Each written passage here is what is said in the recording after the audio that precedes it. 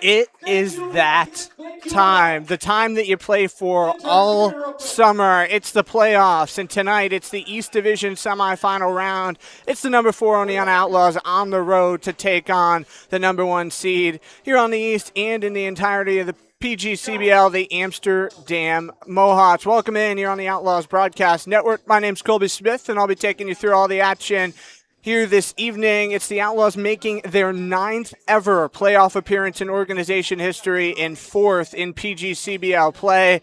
They won 2 NYCBL championships. That was in 2011 and 2013. But in the PGCBL, they have yet to win a playoff game. This will be the 3rd time ever they've drawn the Mohawks in their first playoff game. Took a home loss to Amsterdam way back in 2016, so now a decade ago, 8-1.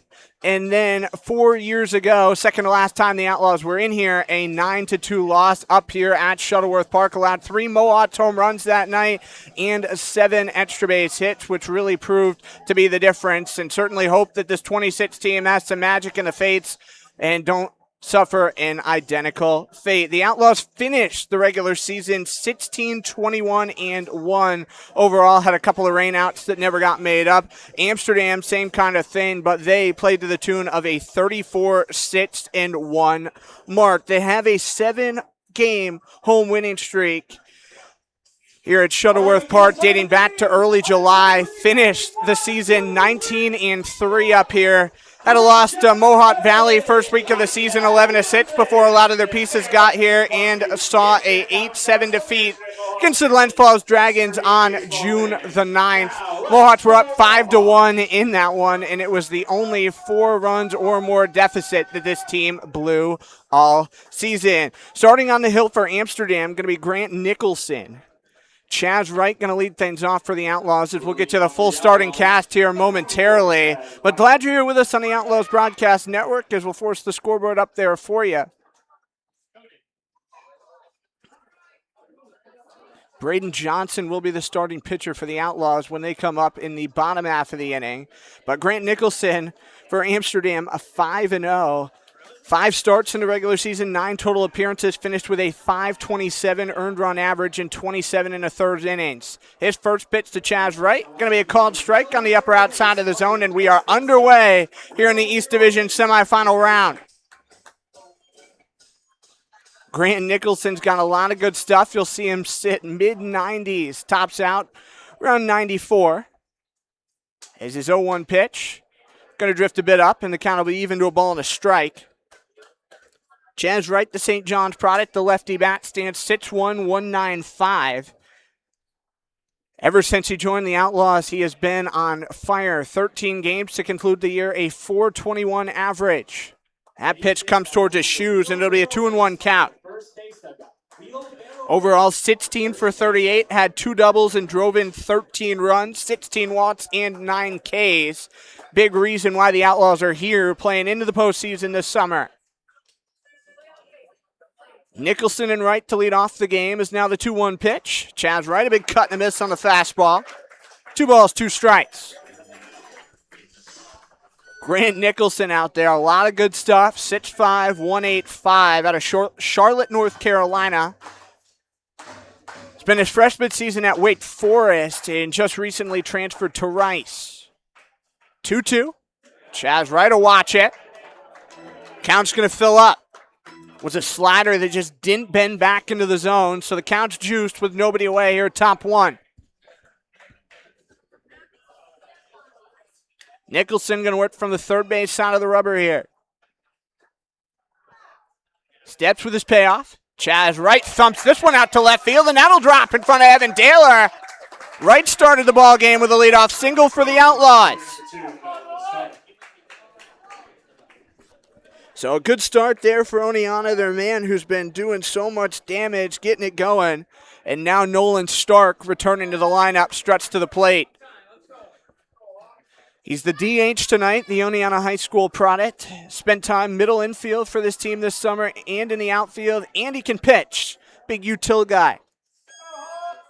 Most recently on Wednesday, a 1-for-3 performance with a run scored, a walk, and a K against the Blue Sox. First offering to him, he'll take it at the letters for strike 1. Chaz Wright is a threat to go on the base paths.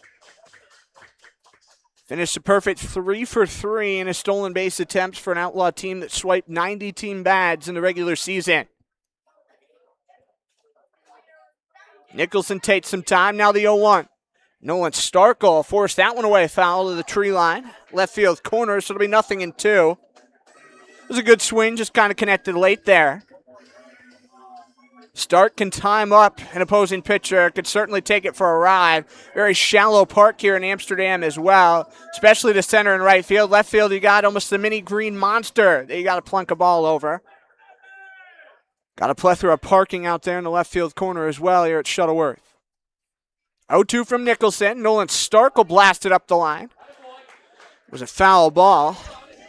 About equidistant between De Cesar and assistant coach Josiah Ascos manning first for the Outlaws. Keaton Mart, the head man, coaching third, and the other assistant on the staff this summer, Seth Scoville, in the dugout here for the loss. Coach Asca and Coach Mart, this is year number 4 together here on the Outlaw staff. Seth Scoville joining them for the first time. Comes to the loss from John Carroll. That's how he met Keaton originally. Counts 0-2 on start. This will be the 4th pitch of the AB. Chaz Wright's on first with nobody away in the top half of the opening inning. Nicholson, another 0-2. And he'll miss in the righty batter's box.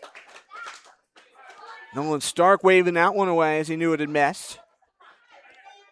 Nicholson hitting 83 that time on his curve. Taylor, Ezel, and Perry, the outfield here for the Mohawks, all playing relatively deep. Got Ezel pinched over more to left center field to the right of Flagpole out there here in Amsterdam. Nolan Stark gets rung up on one knee height. That's the first out of the inning. And a big punchy that time for Nicholson. Stark and Vincent Duffy having a quick conversation as Duffy comes to the plate. He's the right fielder tonight for the loss. Came to Oneonta out of Seton Hall, and man, he raked this summer. One of 4 All-Stars for Oneonta. .333 average in the regular season. Appeared in 31 games, starting 30 of them. He'll chop the first one back up the middle. Bobby Pierce ranging left, going to flip to Houghton, trying to turn to first, and it pops off the mid of De Cesar. Speedy Duffy lays that one out. It'll be a fielder's choice, 6-4 out to force down Chad Wright, and the Outlaws still going to have a runner at first, but now 2 outs on the board. Duffy saw the slider as a pitch to hit that time, and Bobby Pierce in just a great position there in the shortstop hole. It's about halfway back on the edge of the infield turf. Grab that ball. Daniel Tone, the extra hitter, wearing 5er on the back here for the loss. .364 average, 22 games. And he has been having a real sound summer. Saw him catch for the first time this summer last week at home, as he'll shoot one down past the left field corner foul pole for strike 1. Daniel Tome overall, 32 for 88. Had 6 extra base hits, 4 doubles, 2 triples, driving in 14. Walked 7 times and struck out 14 times. Outlaws is a team 317 Ks on the season. Second most in the Eastern Division. As the 0-1 steered back to the screen, foul, and Tome will trail 0-2. Oneonta 7-12 on the road in the regular season. Won the first 2, lost the next 12, and then won the final 5 away from home. So a very streaky team when they're not playing at Damaski Field, to say the least. Nicholson going to check a Speedy Duffy at first. Counts 0-2 with 2 down here in the top of the first. Nicholson waits and now fires. Tome will steer that one backwards, so it'll stay 0-2. Nicholson once again going slider to him that time there, clipping 83. Behind Tome, PJ Strands in the 5 spot for Keaton Mark. Alex Benizia, the first baseman, hits 6th. Fabio Marquez going to be at 3rd. Matt Mayer, the catcher, hits 8th. Augie Masler, the shortstop, in the 9 spot. And Zach Rao, the SUNY Oneonta product and returner for this Outlaw team, in center field, rounding it out. Waiting for another 0-2. Nicholson's pitch. Duffy's going. Daniel Tome, a little dribbler up the line. Foul territory, sliding on a knee to first. Got to play. Taylor Belza going to De Cesar. Thought for sure that one was going to be a foul ball. But, man, Tome's forced down. That'll be a 2-3 for the final out here in this opening inning. Outlaws going to come to the field for the first time. Starter Braden Johnson going to take over the bump when we come back here from Shuttleworth Park in Amsterdam.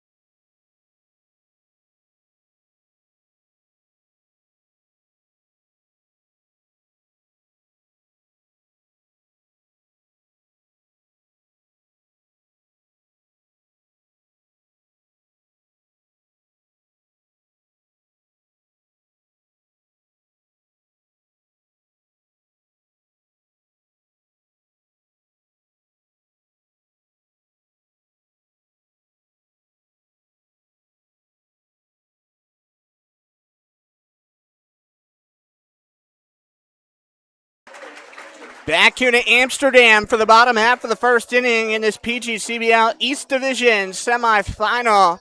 Other game here in the East, Utica and Saugerties. Blue Sox to 3, Saugerties to 2. We'll get you scoring updates on that one all night long as we move forward. But Andrew Ezel, the center fielder for the Mohawks, going to settle in, facing Braden Johnson, who really needs to have a good start here today. First one, Ezel's towering shot and got over the first baseline. Bleachers out of the yard, so it'll be strike one. Braden Johnson, his last start came a week ago today up at Glens Falls. 10-4 Outlaw win. He lasted just 3 innings. 4 hits, 3 runs, all of them earned. 3 walks and 2 Ks, throwing 61 pitches. Just 32 of them for strikes. 0-1 will be down in the lefty batter's box, and the count will be even to 1-1. Braden Johnson, 6'4", 227 southpaw out there. He's a part of the Unitigo High School class of 2024, so a local kid. Just finished sophomore year for the Cornell Big Red. That one runs inside. It'll be a 2-1 count. Missed his freshman season at Cornell due to injury. This spring, 6 bullpen appearances, worked 7 innings. Finished with an inflated 15.43 earned run average, 12 runs, 11 earned, 10 hits, and 12 walks as he really struggled with command. 2-1 towards the knees again. It'll be 3 balls, 1 strike. Outlaws, if you're just tuning in, Chaz Wright had a leadoff single, and Nolan Stark a strikeout, Duffy and a fielder's choice, and then Daniel Tome, ball that didn't even get down towards first, a 2-3 ground out ending the inning. So just 1 hit, 1 left in the inning. That one again inside, and Andrew Uzel has drawn the leadoff base on balls here for Amsterdam. So pretty frustrating stuff if you're Braden Johnson. All 4 of your misses coming inside to Andrew Uzel, but that is a bat that you're not going to want to give too much to hit to. At 441 in the regular season, another one of those all-stars for Amsterdam who had the most in the East Division on the list at 7. Bobby Pierce Jr., recent add to this team. First pitch swinging, shot straight up the middle. Chaz Wright underhand. Augie Maslow, the turn to first in time. Alex Benizia hauling it in as the Outlaws flip an easy 2-ball. So the leadoff hit a race just like that. And DeCesare comes to the plate with nobody on.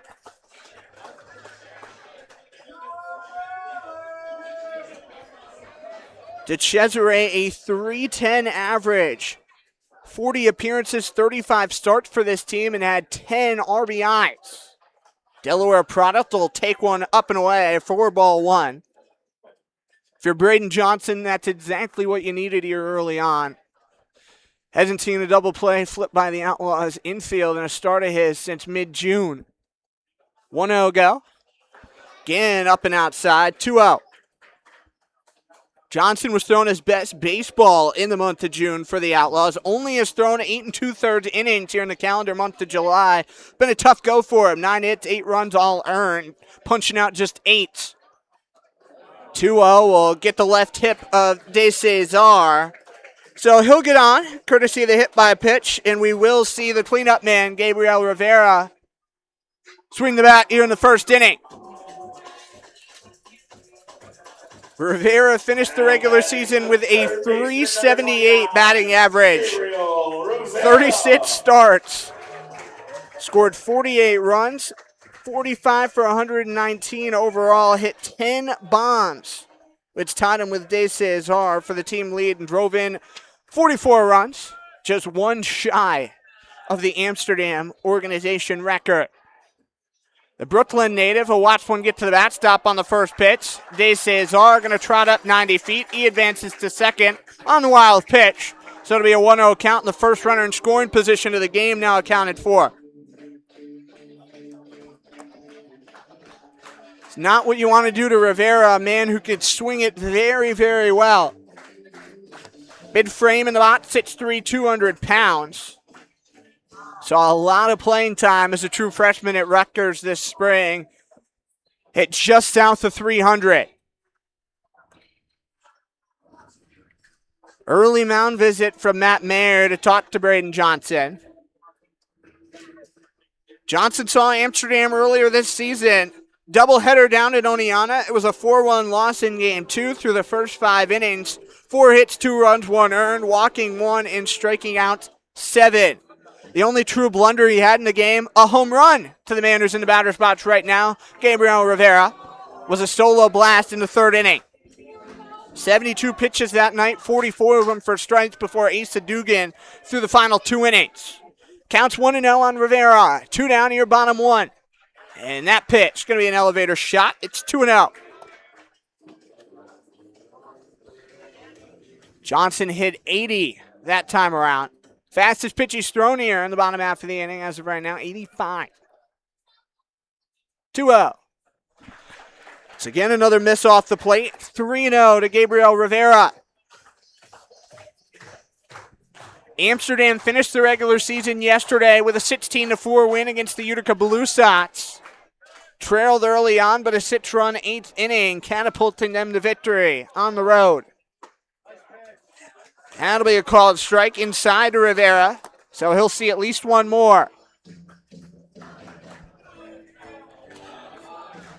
Standing at second, De Cesar here in the bottom of the first in the East Division semifinal round. It's number 4 Oneonta and number 1 Amsterdam here from Shuttleworth Park on YouTube. Counts 3-1 with 2 outs. Johnson checks and fires, and he'll miss. Upstairs, is Rivera going to draw the second walk of the half inning. Johnson, despite yet to allow a hit, has allowed 3 of the first 4 to get on the base paths. Only been helped out, courtesy of the double play that got started by Chaz Wright at second, who has the only hit thus far for Oneonta was a leadoff base hit. Taylor Belza, the catcher, now comes up to swing it.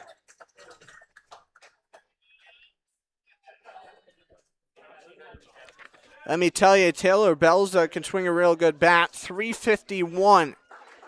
First one to him is ball 1. This team has such a good catcher core. Got 4 guys who can all do it behind the plate. Got Belza, you got Zach Johnson, you got Anthony De Cesar, got Brady Mills. 4 guys who've been pretty much a rotation. Taylor Belza, when he hasn't been behind the plate, been in there just about every night as the DH or EH. As he'll skyrocket one out of the yard, left field side. It'll be 1-1 on Belza. He's just a guy you want in there every night. 27 total games.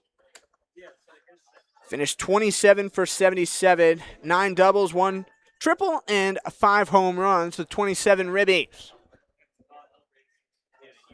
Just finished sophomore year at Auburn. Originally hails from Grafton, Ohio.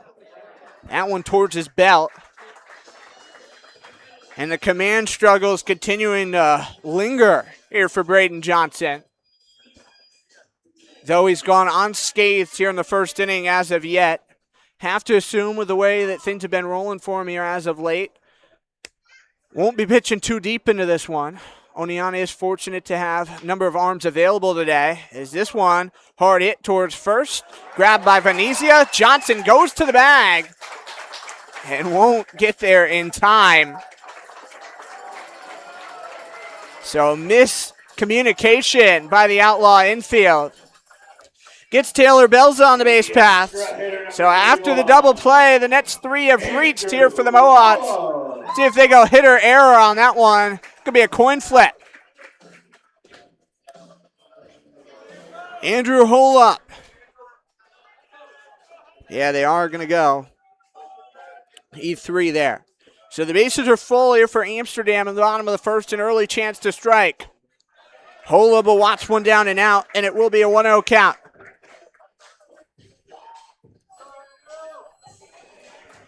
Holeup had a pretty good week. 4 starts, 5 total appearances, a 6.88 average. 11 for 16, 4 doubles, a homer, and 12 RBIs. Did have 3 hits against the Outlaws on Saturday down at Damaski.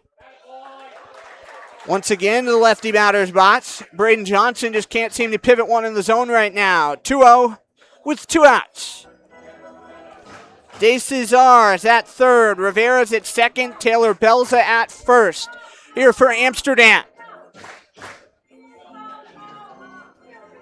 Holeup, a patient guy in the batter's box. 2 walks, no strikeouts. Been hit once as well.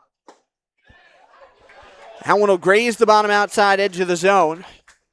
Seems like Braden Johnson really favoring that inside and outside part of the plate right now. Hasn't really tossed anything down Main Street as of yet. Clearly against this Mohawks lineup, though, you got to pitch away from contact as influenced by the 8-time PGCBL champions mantra. 2-1. This one going to graze the night sky down there to the right field corner. Plenty foul. It's 2-2. Amsterdam won 3 straight championships, 2022, 2023, 2024. Had their run interrupted last year by the Saugerties Stallions as they fell in the East Final up here at Shuttleworth Park 3-2 in 11 innings after leading that one 2-1 for the majority. 2 balls, 2 strikes, 2 outs. Johnson's pitch. Hard hit fly ball out towards right center field. Zach Rao ranging over Vincent Duffy there as well. It'll get a pass Duffy to the wall. De Cesar scored. Rivera right behind him. Here comes Taylor Belza. Clears the bases for Amsterdam. It's 3-0 in the first.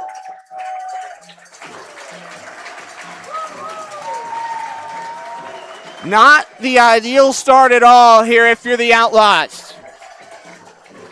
Holeup continuing to do damage, picks up 3 early RBIs. Jordan Perry, 7-hole man, will swing here in the opening frame. Can't see the Outlaw bullpen from where we are up here to the left of home plate here at Shuttleworth Park, but have to assume somebody's going to get up and tossing here and fast.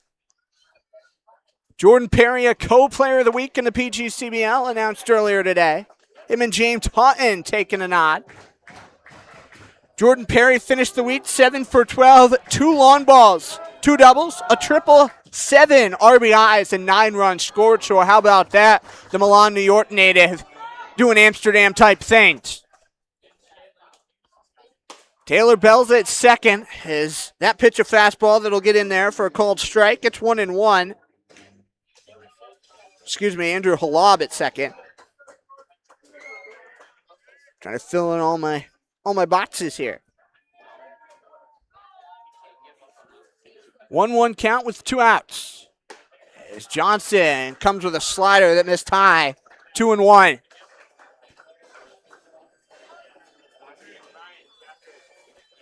Jordan Perry finished the regular season .384, made 24 starts, appeared 38 times for the Mohawks. 2-1, bitch swing and miss. Johnson went back to the fastball that time. Sometimes you just go to the well to try to escape an inning. Did see Braden's brother Xander Johnson make his Outlaws debut as the EH up in Boonville yesterday. He is available off either the bench or out of the bullpen. Another two-way guy heading to Cornell. 2-2 with 2 outs. That one will be bounced off the clear white home plate, so it'll juice the count up. 3 balls, 2 strikes, and 2 outs here in the bottom of the first. 3 runs already home for the Mohawks, courtesy of the Andrew Halab bases clearing. 3 RBI double. Should be running here with 2 strikes and 2 outs in the count. That was Johnson's fastest pitch of the inning at 86. This time he goes fastball again. Got jackknife fouled by Perry. So we'll see a 7th pitch of this at bat.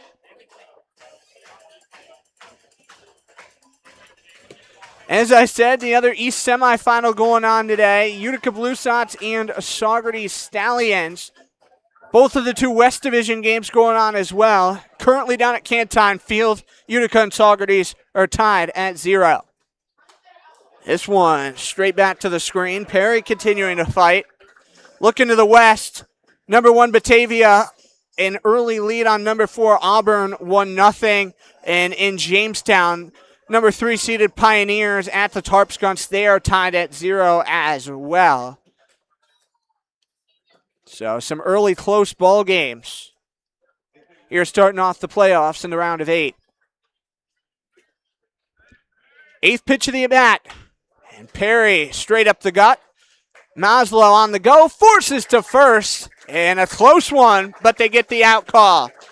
Jordan Perry will be retired, sits 3 to end the inning, but not before Amsterdam strikes for 3 early runs on just 1 hit and 1 Oneana error. We're going to the top of the second here from Shuttleworth. It is a 3-0 Mohawks score.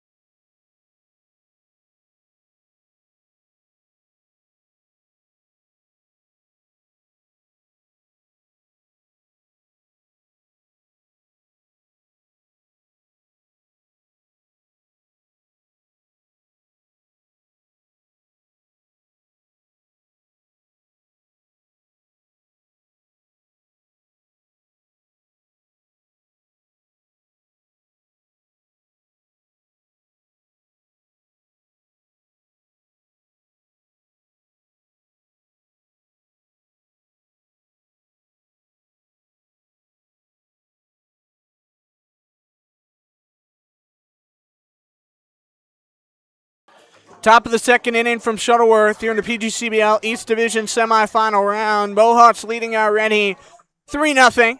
PJ Strand, Alex Venezia, and Fabio Marquez will swing the sticks here for the Laws in the second as it's 5, 6, 7 in the order.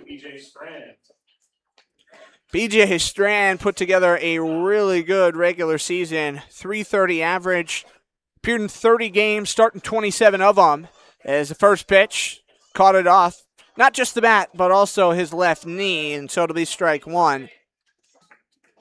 He was doing it all for the Outlaws. He was playing the field, he was doing the DH job, was in most of the tit-tots put out this season, sung the anthem at one of the home games in late June as well. BJ Strand just loves to have fun. Nicholson's back out for another inning of work as his 0-1. Runs in there for strike 2. Got some good movement on that sinker ball. 77 miles an hour.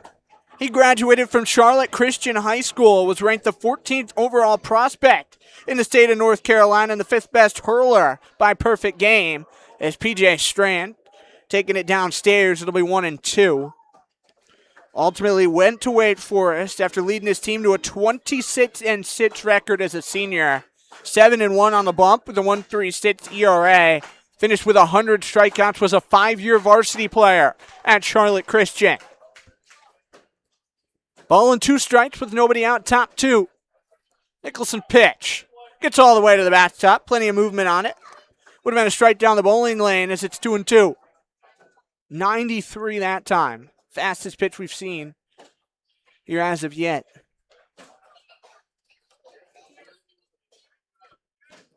Nicholson last time out pitched out of the pen against Glens Falls last Tuesday. It was an 8-5 win for Amsterdam right here at home.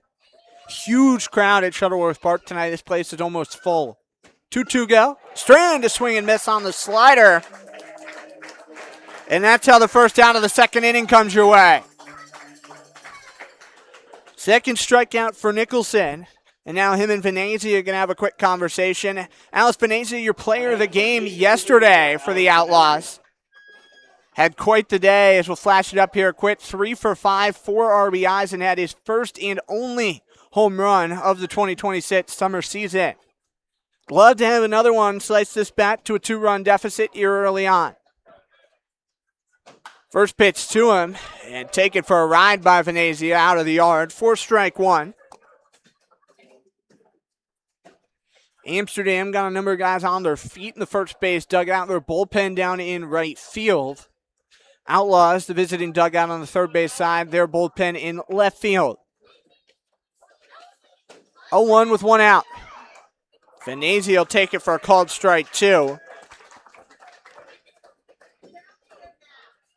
Fabio Marquez waiting in the on-deck circle. Take us to big practice hats. Matt Mayer in the hole here for Oneonta in the second. 0-2. Venezia going to check the swing, and the appeal says he came around. Back-to-back Ks for Nicholson. Third of the day ahead of Fabio Marquez.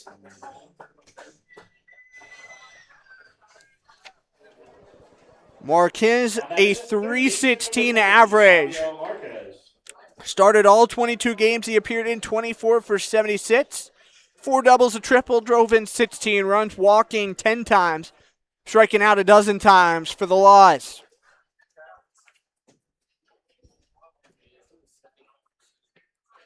Trying to keep this half inning alive. Marquez was looking for the outfield fence. There's strike 1. Just 305 to the deepest part of the ballpark here at center field. 285 to the gaps in left center and right center. This is a hitter's ballpark. Not only do the Mohawks play here, but Union College men's baseball plays here as well. And got a number of teams around the capital region that'll fit in games here. A lot of tournaments, showcases held here too. It's a very nice place. 0-2 count on Marquez with 2 outs. Nicholson trying to strike out the side. Here, top 2. His pitch. Marquez will take it down and out. Sent Taylor Belza racing up the first base line to grab it. It's 1-2. Coming up in the bottom half of the inning, we'll show another scoring update around the PGCBL playoffs. We're just 1 of 2 games with scoring so far. Expected this to be one of the best postseasons ever in a perfect game collegiate league. Living up to the hype here so far. 1-2 pitch. Marquez, blasted ball straight behind home. Hit the deck out there. If you're listening from the parking lot. There's a number of cars parked right behind home here. Pretty interesting setup in that regard. This ballpark is right on the edge of Shuttleworth Park. They call it Rao Family Stadium.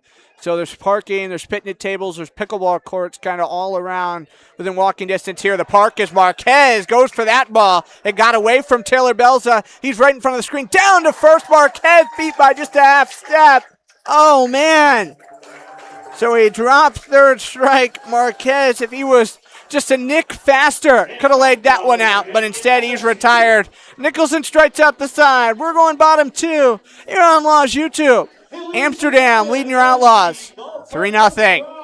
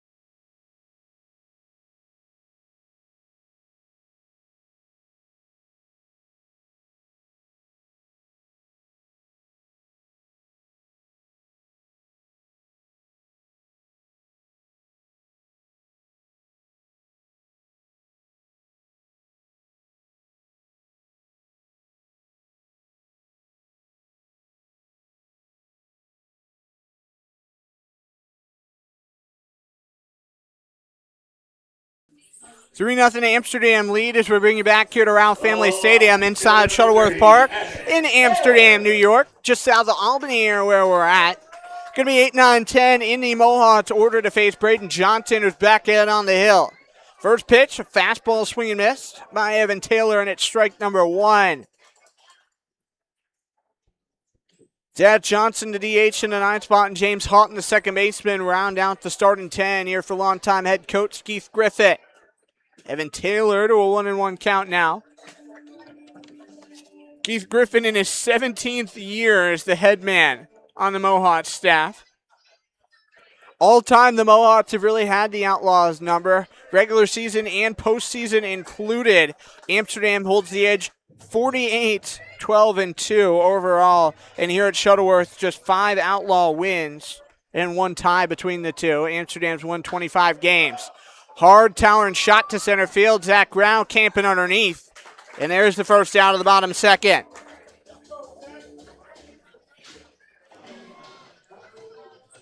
Outlaws had 2 wins against Amsterdam last season, both of which came in the last week and a half of the regular season. One up here in a very close 3-2 ball game. Alex Burciaga, who's down in the bullpen and available arm for the Outlaws through the final 5 innings that night, as Zach Johnson will spray one away foul for strike 1.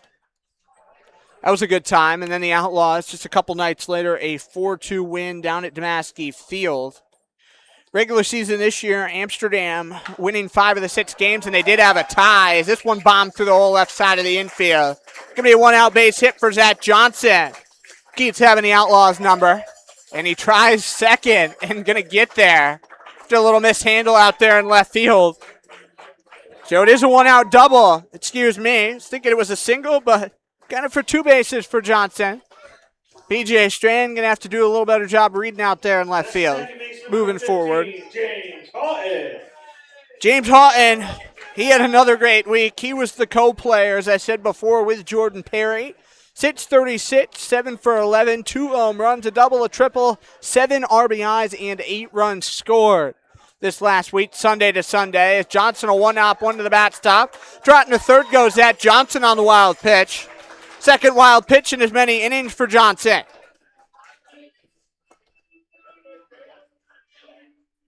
So the count will be 1-0 quickly to James Houghton, who you can't give any kind of wiggle room to. Houghton 360 overall out of the University of Rhode Island. 31, 486, 3 doubles, a triple, and 6 home runs. As he pops this one up, Marquez going to give chase over towards the Oneonta dugout. Won't find a play. Does stay in the ballpark, though, as it's strike 1 in the count.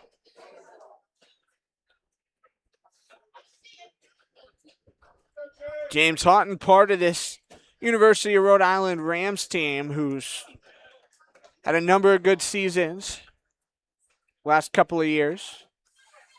Rams have gone deep into the playoffs, 2 of the last 3. James Houghton, a massive cut and a miss for strike 2. Behind James Houghton, the top of the Amsterdam order awaits Braden Johnson if he stays in there. Mohawks scored 3 runs in the bottom half of the first inning. Trying to score for the second consecutive frame, something they did early and often against the Outlaws, and Oneonta's first 2 trips of the season up here. They hosted the Outlaws in the first 2 meetings. Both of them were in mercy run fashion. Beat the Laws here on June the 2nd, 11-1 and 7, and then on the 16th of June, 14-4 in 8 innings. Final 4 of the regular season between these two were down at Damaski. 2-2, a Chet swing, and yes, indeed he do. James Houghton came around. So Johnson's got a big strikeout, second out of the inning. And we'll turn the card to the top of the lineup for Andrew Ezel. Center fielder number 8, Andrew Ezel. Ezel, the center fielder, walked on a 3-1 count his first time up. Johnson going to look over to third. There is action now in the Outlaw bullpen here early on. Going to be interesting to see how Keaton Mark pieces this one together. Winner of this game will go, well, excuse me, if Amsterdam were to win this one, they would host. But if some way, somehow, the Outlaws manage to get the job done, they would go to the winner of Utica and Saugerties tomorrow, which is still 0-0 in the top of the fourth. Bottom of the third, Elmira at Jamestown still tied at 0, and in the top of the third in Muttdog land, Batavia leads Auburn 3-0. Ezel, the EH out of Stetson. Connects on one to left center field. Zach Rao gives chase in, gonna fall in front of him. Zach Johnson has scored, make it 4-0 Amsterdam. So an RBI single from Andrew Ezel, and Amsterdam just will not stop.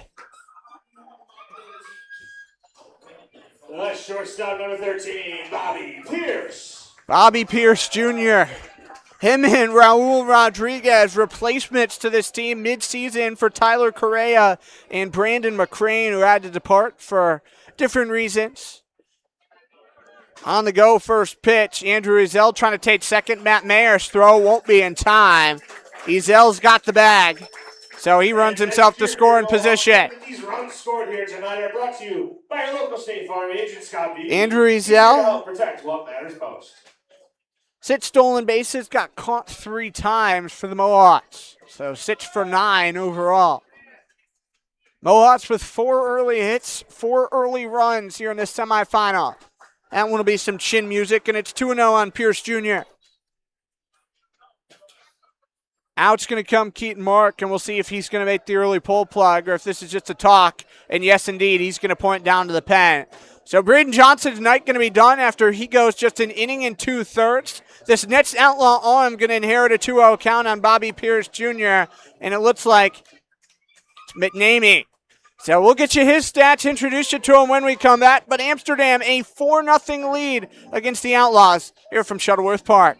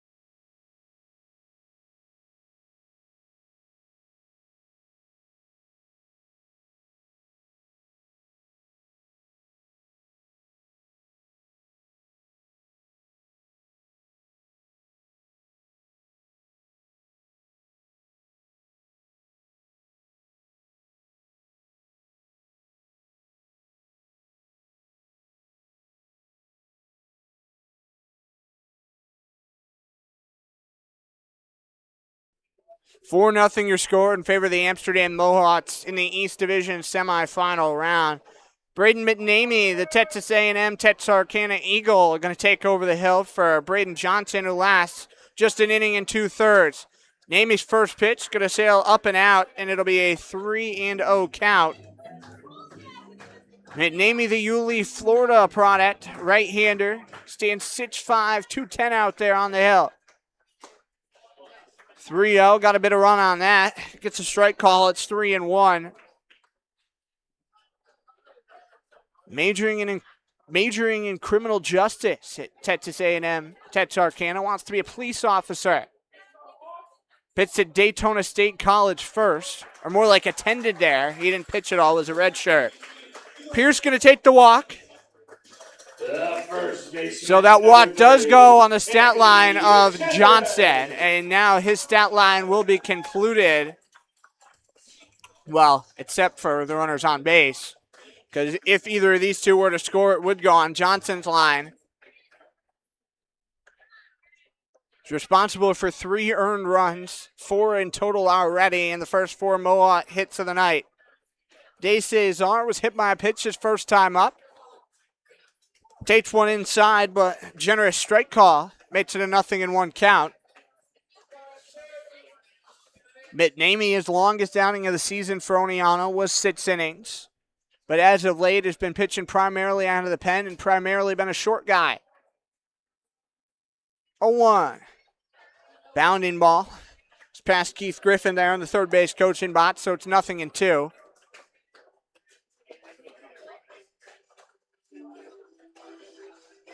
Keith Griffin has an all-time Mohawk postseason record of 57-16, and all-time in Mohawk's playoff history. This team is 69-23, if that says anything. That one will be up at the letters, and it's 1-2. Amsterdam going white tops and white pants. Here with dark blue text, red outline. Here tonight at home. Counts 1-2 with 2 outs on De Cesar. Ezel at second and Bobby Pierce at first as De Cesar reaches for one outside, and it ends the inning. So McNamee will pick up his first strikeout of the night, and Johnson's stat line will be done. It'll read an inning and 2/3. Last 4 runs, 3 earned, 4 hits, and no strikeouts, 2 walks, and a hit batter. So it'll be McNamee. Pitch moving forward. Grant Nicholson going to come back out to the hill for Amsterdam. We're going top 3. It is 4-0 Mohawks.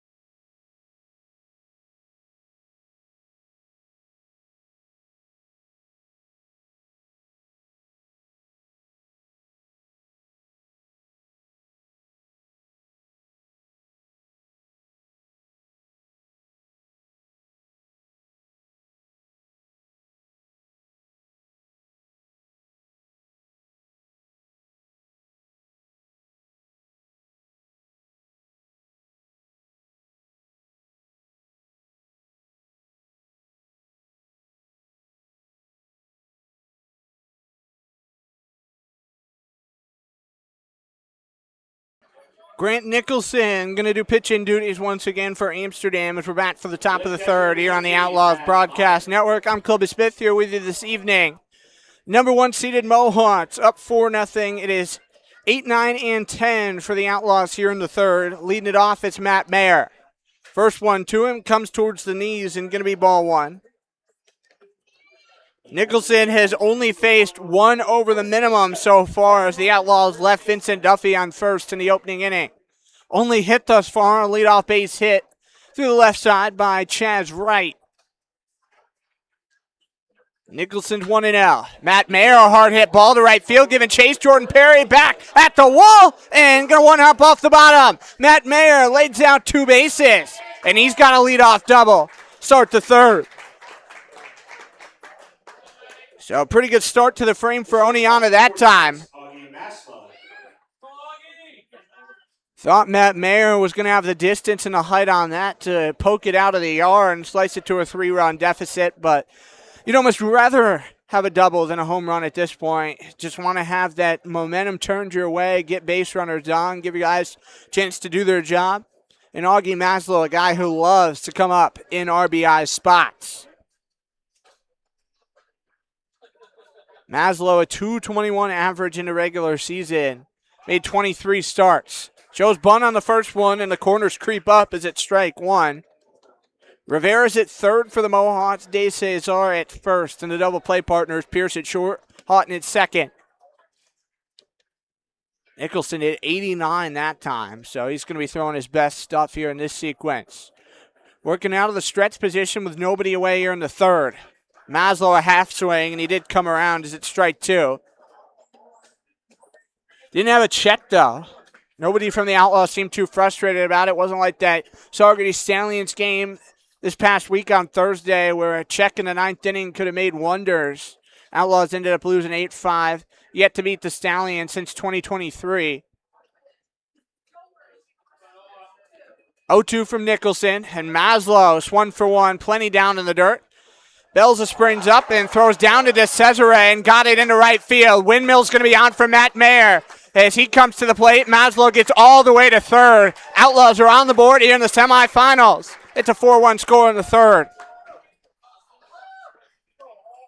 So that'll be the first error of the night for Amsterdam, and a costly one that allows a run and an extra 180 feet to Augie Maslow. So a three-base E2, and now Zach Grau, who's got family in the seats, is going to come to swing the stick. This will be his first at-bat of the night. He was the starting pitcher yesterday for the Outlaws up in Boonville through the first 3 innings. Responsible for 7 hits and 4 of the Boonville runs. Outlaws still, though, put up enough runs to get the job done. 8th time in the month of July they've scored double-digit runs, which, look back on stats, scores, whatever for this Outlaw team as far back as 2019 earlier. Couldn't find a time they had 8 double-digit run games in a month between now and then, so it's been a while. Rao will elevate one left field. Evan Taylor. Andrew Ezell comes over. Ezell waves off Taylor. Tagging from third. Here comes Augie Maslow. Rao's going to grab an RBI. Outlaws are within 2 here in the third. Some good sacrificial baseball. Empties the base paths. Makes it a 4-2 spot. And back to the top of the lineup we go for Chaz Wright. Second baseman number 24, Chaz Wright. Not a bad spot to be in at this point. Outlaws already scored more runs than they did in their first trip to Shuttleworth Park and half that they did in their second go up here as their strike 1 to Wright. Wright working a good at bat to start the ball game. Was a full count before he singled. Got forced out with a nice flip from Bobby Pierce to James Houghton in that first inning. 0-1 pitch, going to go down low. Count will go even to a ball and a strike. Outlaws as a team in the regular season hit .268. Scored 248 total runs, averaged 6.53 a game. Amsterdam, 365 team average, 500 runs. They averaged 12.2. As that pitch, Chaz Wright watches it. It's 2-1. A lot different on the offensive standpoint for both these two teams. 2-1. Chaz Wright over towards first. Took a skip in front of De Cesar. Was there ready to make a play. But it is foul, so it's 2-2. Want to give you a big thank you for tuning in here on the Outlaws Broadcast Network all season. This is the first road broadcast of the year for the Laws, so glad you're here with us. Absolute pleasure to be here at Shuttleworth Park and appreciate the Amsterdam staff taking good care of us, getting us a nice spot here up to the right, up behind home. 2-2 pitch. Going to be at the letters, so the count's juiced. We, of course, can't do the video here for you. They do a pay-per-view stream, but they do a great job with it. 5 different camera angles. So if you want to see this one, $9.99 for the single game. Catch the Mohawk stream. And Chaz Wright tipped that straight back into the glove. Belza puts the squeeze on it, and there's 2 down in the third. Nolan Stark will come to the plate for the second time tonight. He struck out looking his first time up on a sinker ball from Grant Nicholson. It got plenty of ride down and out in the zone. Was a coin flip call. Stark, another one who's got family in the seats tonight. Oneonta did travel well for this one. Got a whole section of Outlaw fans right behind home plate tonight. Laws Nation doing Laws Nation things when it matters the most. First Laws playoff game in 2 seasons. Last time in 2024, got mercied against the Mohawk Valley Diamond Dogs. 12-2 was the final in 8 innings that night. Of course, wasn't as exciting at the end, coming down to the final day of the regular season to get in that year. Actually clinched on an off day with the Stallions' loss last year. 1-1. Nolan starts, shot straight up the middle. James Hutton on 2 bounces to first, and just barely beat the speedy Nolan Stark. He was booking it out of the batter's box. Stark's retired for the second time tonight. Outlaws, though, do get on the board for the first time tonight as they played a 2 spot. An error from Taylor Belza and a sacrifice fly from Zach Rao doing the job. We're going bottom 3 here from Shuttleworth Park. We'll get you another scoring update on the other games going on around the PGCBL playoffs tonight when we come back. But it's 4-2 Amsterdam here on Outlaws YouTube. Kids, get your marks in.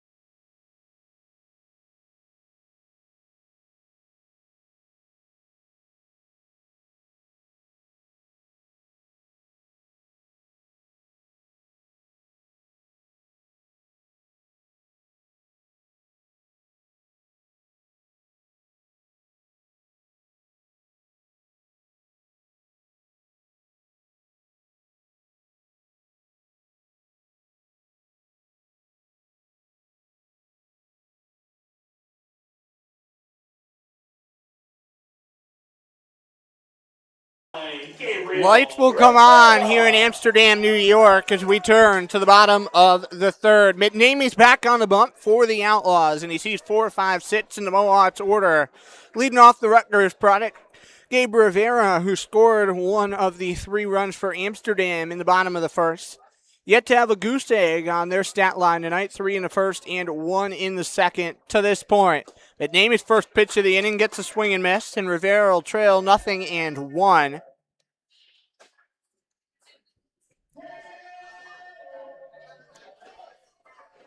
Outlaws finished the regular season with the 9th best staff ERA in the PGCBL. As this one over to first, a skip. Venezia goes to the bag himself, and it's a 3 unassisted to retire Rivera for the first out.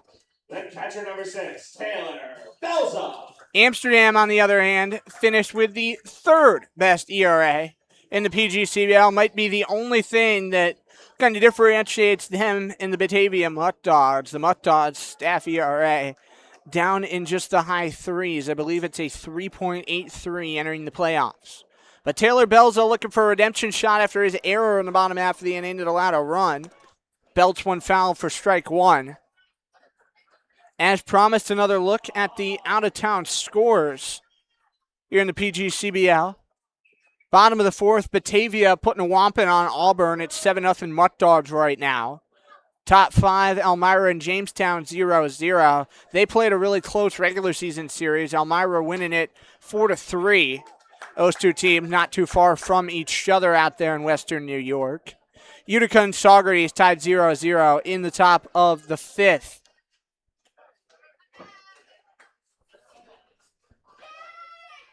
McNamee working first base side. Here on Taylor Belza. His pitch Taylor Belza shooting it a long way, foul. Should be 0-2 on the count here.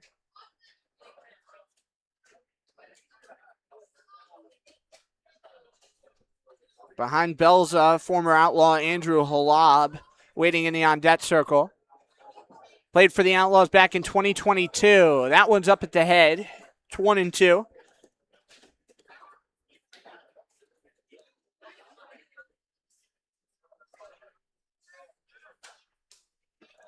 Taylor Belza yesterday had 2 hits for Amsterdam in the win up at Utica.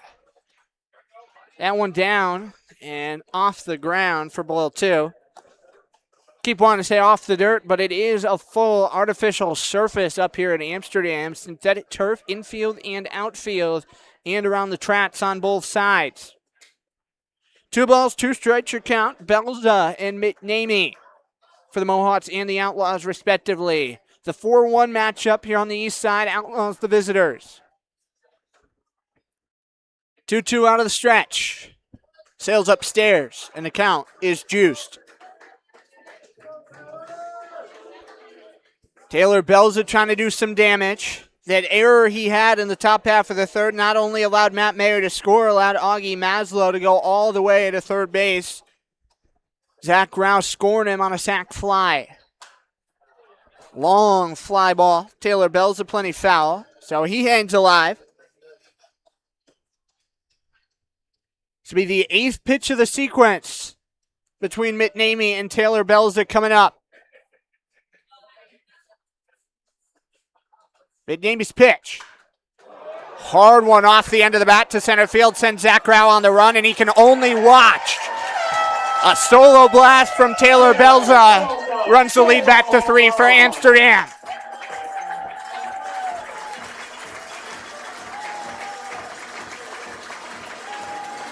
Said he needed his redemption shot, and he does that and more.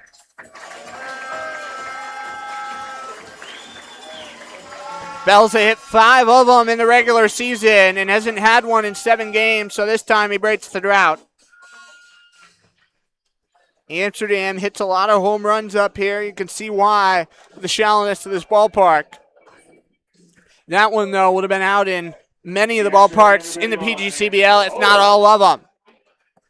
Andrew Holub, he had the big hit in the opening inning, and he sent another one off the screws to center field. Zach Rao giving chase in the gap, and he makes the play for the second out. Before I could even say it about Andrew Holub, when he was with the Outlaws in 2022, played in 11 games in the month of June before leaving, 10 for 37, 6 RBIs. And he had his best game as a member of the Outlaws against Amsterdam, having a 3-hit night. Jordan Perry ended the first inning at the plate, grounded out, 6-3. First one to him, a bender for strike 1. Jordan Perry working the best at bat of that opening inning, an 8-pitch sequence against Johnson. He showed bunt, put it off the pole, straight behind home, and it's 0-2. This game a lot closer than Amsterdam would have liked in the early part of it. Outlaws never roll over and die. They always come ready to play. This one driven the opposite way on a liner. Venezia makes a heck of a diving play. So it ends the frame on the line shot to first. Amsterdam with another run. It comes off the bat of Taylor Belza. Solo shot over the center field fence. We're flipping the cards to the top of the 4th up here on the road to 5-2. Mohawks score.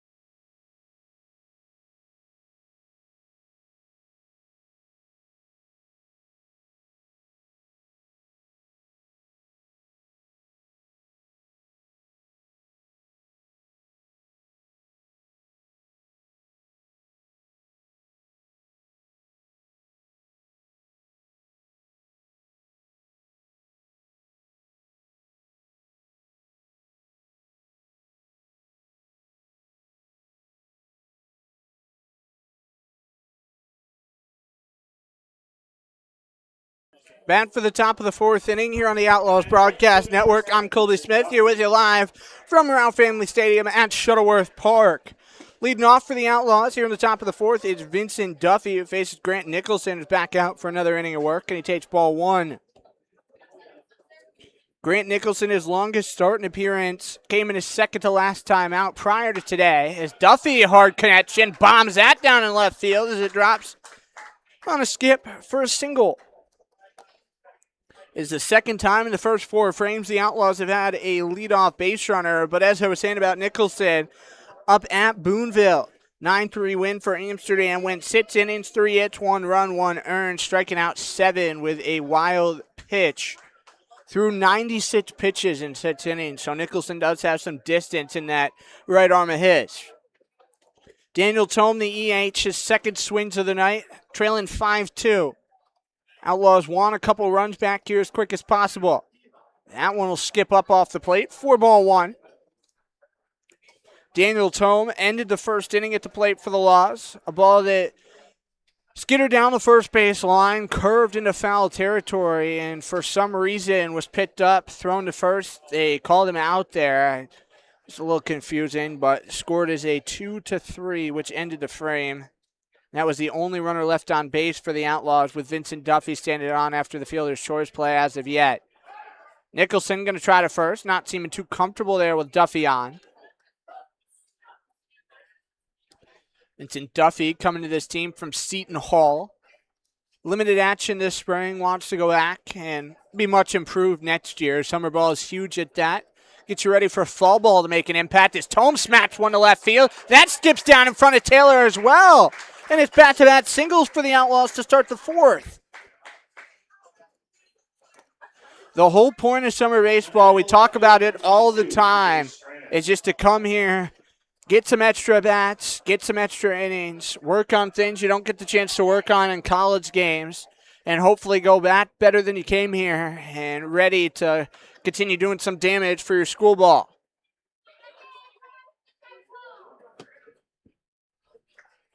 PJ Strand struck out swinging back in the second inning. Looks like there is an arm walking down to the Amsterdam pen along the right field line. PJ Strand takes that one inside for strike one. Have to assume that Amsterdam's going to be playing things out for the rest of the week. Probably had a plan in place knowing that if they get out of here, you want to have one of your best arms available for Utica or Socrates tomorrow, and then you want to have more great arms available for games 1 to 3 of the championship series, which most likely, if everything plays out as planned, would be against the Batavia Mutt Dogs. PJ Strand changing some words on the appeal there as he takes strike two. Didn't love it, and it looked like relatively close. After you come around that waist area, usually the umpire is going to, without a doubt, give you a strike call. PJ Strand was kind of right there, hovering around that right hip area. So, to anybody's guess, but Strand didn't like it. We, of course, got to go with our guys. Nicholson looks back to second. Duffy a big lead as the 0-2, and Strand retired swinging for the second time tonight. K counter for Grant Nicholson, going to sit at 5 through 3 1/3. Venezia looking to get his bat hot after a good performance yesterday.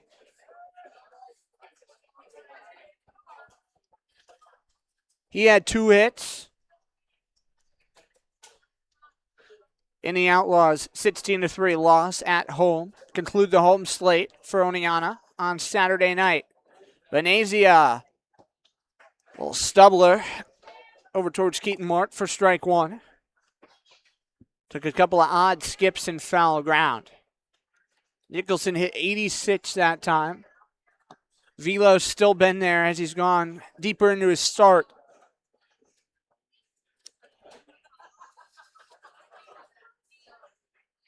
Looks like the arm for Amsterdam that's down there in the pen is Tyler Kane. As Venezia watches one down and away off the plate for strike two. Nicholson's knocking on the door of half a dozen strikeouts tonight. 0-2 count with one down. Alex Venezia, this is the third matchup ever in the postseason between these two. Amsterdam has won the first two. Last was in 2022. The pitch. Venezia just laid on it. Was able to foul it away.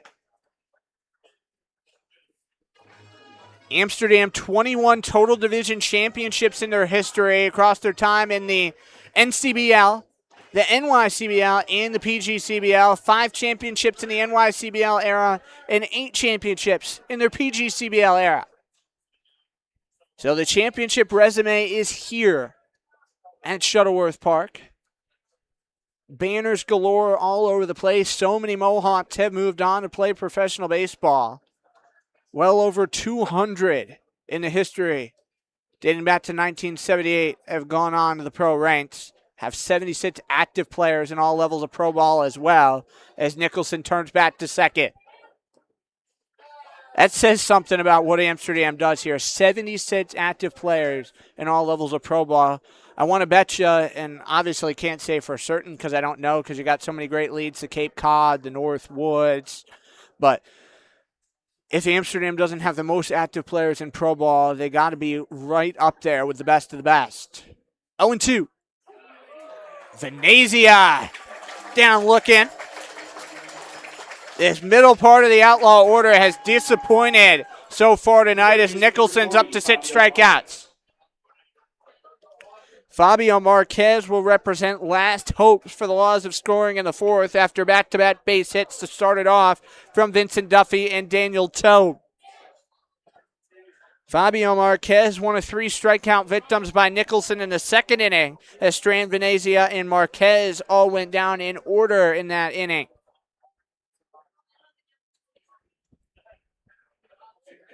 Duffy off second, Tome off first. Nicholson delivers. And Marquez taking a fastball for strike one. Fastest pitch of the inning at 93 from Nicholson. 1 mile per hour short of the fastest we've seen from him tonight at 94. Behind Marquez, if he could find a way to keep the half inning going, Matt Mayo on deck here for Oneonta. 0-1. Marquez watching it as the count runs even to a ball and a strike.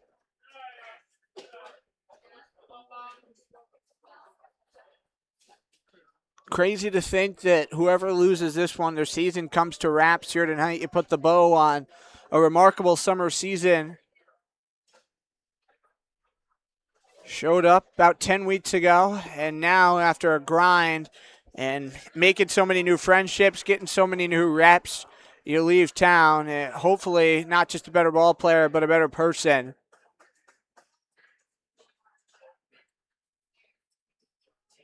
Two balls, 1 strike on Fabio Marquez, 7-hole man and 4th-year head coach Keaton Moats lineup.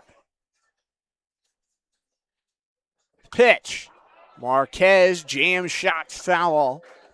Down to the right field corner with some hook on it. 2-2. Nicholson 1 strike away from striking out 3 straight after the first 2 got on base. Mohawks 3 runs in the first inning, 1 apiece in the second and third. Due up next, 8, 9, and 10 in their order in the bottom half of the inning.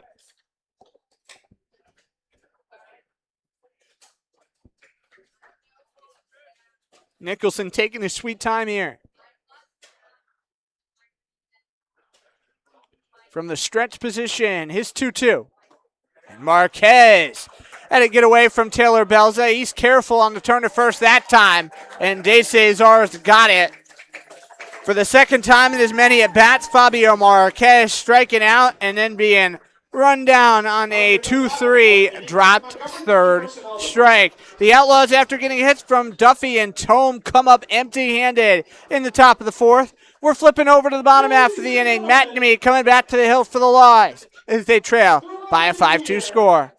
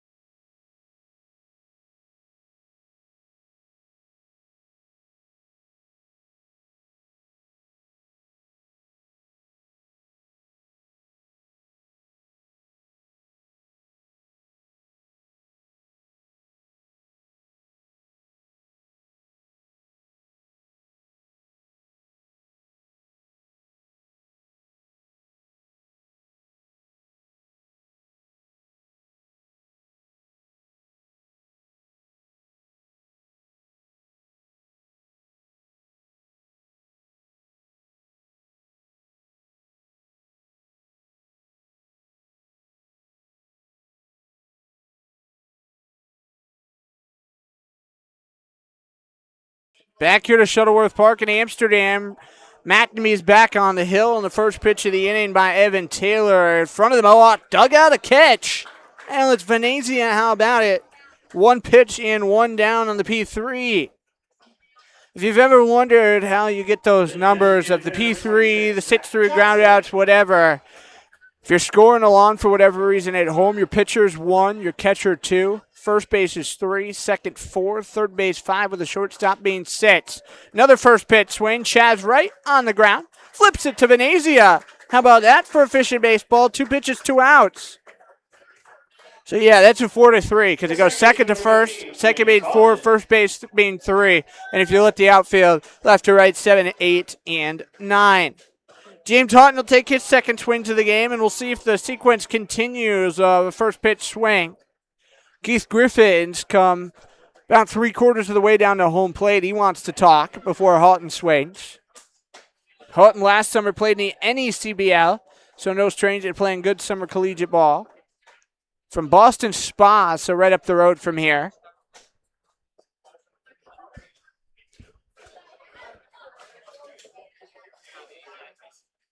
Houghton now ready to go, the lefty bat. Stands 5'11", 170. First one's called strike, and it's 0-1. So Keith Griffin must have said lay off those first pitch swings. Got to work McNamee a little bit harder. 0-1. Over towards first, took it on the ground. Venezia scoop goes to the bag, and there's the end of the inning. So there's a good fourth for McNamee, the first goose egg of the night thrown by an Outlaw arm. No runs, no hits, no errors, none left. We're going to the 5th. Here from Shuttleworth, it is a 5-2 Mohawk score.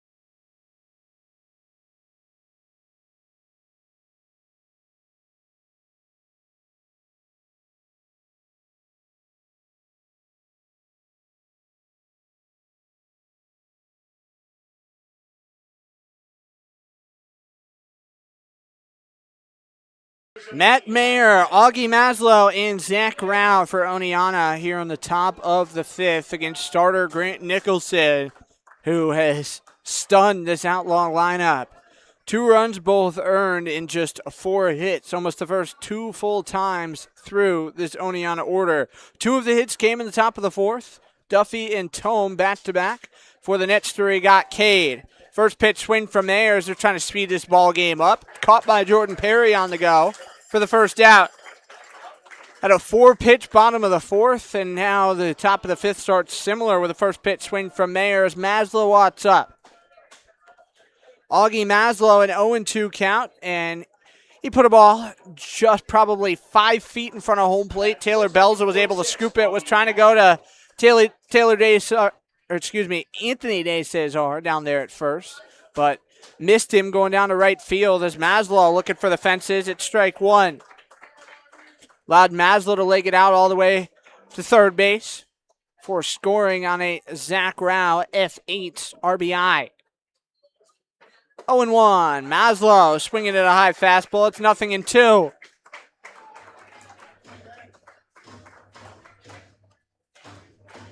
Outlaws back in the postseason. Here for the fourth time in their PGCBL era. Members of the PGCBL in 2022 and then rejoined the league full time in 2016. 0-2. One got away from Taylor Belza to the left behind home. It'll be ball and 2 strikes. Went back to the NYCBL 2013 to 2015 in between there. PGCBL, let me tell you, not to say anything bad about the NYC, the competition here in the PGC is absolutely phenomenal. You see so many high-level arms, seeing great lineups 1-9 and 1-10 every night, and just gives you a great chance to move on to the next level. Perfect Game League has much higher success rate of guys moving on to play pro ball. Even saw a couple Outlaws this summer do that. Is that one going to be at shoulder height? Fill the count up. Jack Hopko, a 2-year member of the Outlaws, 23 and 24. Signed a free agent contract with the Philadelphia Phillies, and he's down training in Florida now in the Florida Complex League. It's the payoff pitch. Maslow. Gabriel Rivera going to grab. Force across the diamond as Anthony De Cesar puts a squeeze. There's 2 outs. Good at bat for Augie Maslow nonetheless. And the other Outlaw moving into the pro ranks, Bayram Hott, who played just 4 games for Oneonta in 2023, got drafted by the Yankees in the middle rounds of this 2026 MLB draft. Zach Rao, his second swing to the game. He's the 10-old man in the Outlaw lineup, so if he can find a way to get on, flip things over to the top, and Chaz Wright for the 3rd time today. This one gets past the mid of Taylor Bells at the bat stop. 4-1. Bells went reaching for it, but almost looked like a dodgeball kind of play. Just needed to get a piece to tip it, get himself out, whatever, and just didn't miss it. That's the kind of effort you see in gym class heroes. 1-0. Rao was swing and miss. Went hunting the slider. An arm is tossing down along the right field line for the Mohawks, having a hard time seeing the number. Grant Nicholson could be nearing the end of his night with 4 frames left to play. Chopped ball to first. Took a bend and fell ground, so Rao will be in 2-strike approach with 2 outs here, top 5. Outlaws in Amsterdam in the postseason for the 3rd time. 8-1 the final in 2016 in favor of Amsterdam. 9-2 the final in 2022. 2022, the last year before Keith Mark took over as head coach of this team. That was Joe Hughes' final season at the helm of Oneonta.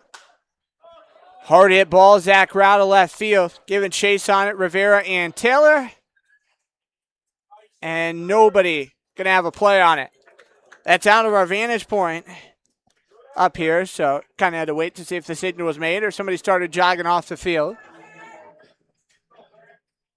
Could see about as much to the Outlaw dugout in Keith Griffin's shoes from where he's standing to the left of the third base coaching box right now, but everything in front of him kind of blurred on over from where Evan Taylor is right now in front of the Alpine Haynes sign in left field, blurred for us.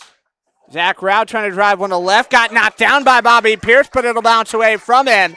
Rao stretches the inning as he laid down a 2-out single. 5th hit of the night for Oneonta, a scorcher, probably the hardest one hit all night. Back to the top of the order for Chaz Wright. He's 1 for 2. Singled to start off the ball game and struck out swinging in the 3rd.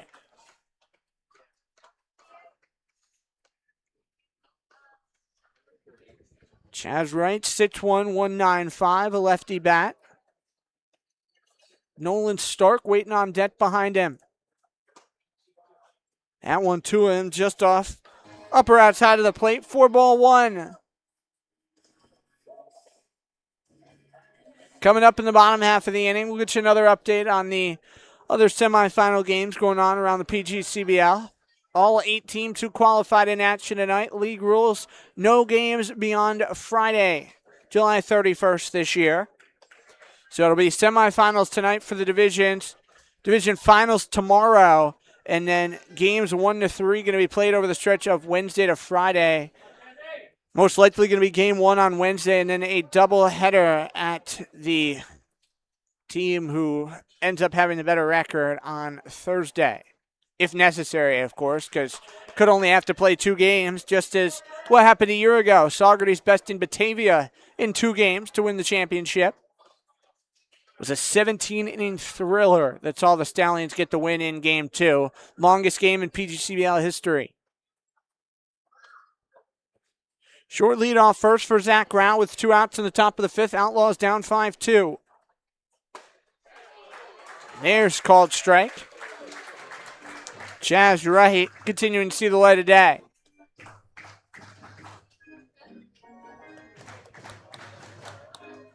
Outlaws finishing the regular season with 5 straight wins on the road. They were red hot away from Damascus at the end of the year. 3-1 pitch. Upstairs. That's a 2-out walk. So Chaz Wright will force the bat away. Rao going to advance to second, and it's first and second again with 2 outs for Nolan Stark. The Oneonta High School product who's heading to UNC Wilmington this fall. Out of the dugout comes Zach Breen, the 6-year pitching coach from Watervliet, New York. Continuing to warm down there in the bullpen is a singular-digit number for Amsterdam. My guess is it's Joey Jesuits or Toby Peterson. See if we can get you a number. So it's a lefty and a singular-digit number, so has to be Toby Peterson. See what he can do if he gets in here.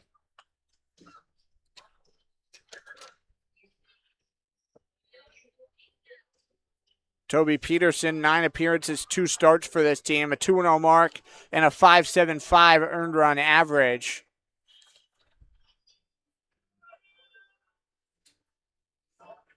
He transferred to UIC from Kentucky. So that's interesting. Palatine, Illinois product. Nolan Stark, as we're now ready to go.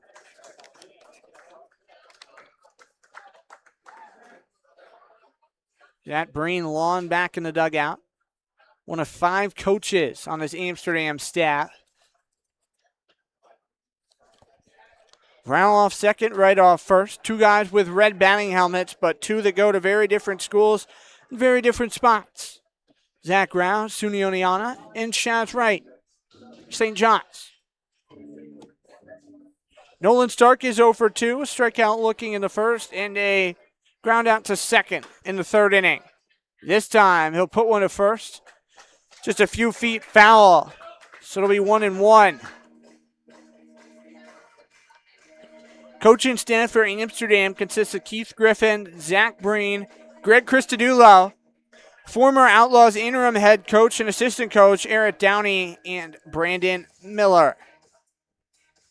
Brandon Miller, the only first-year member of the staff. Everybody else has been here for a number of years.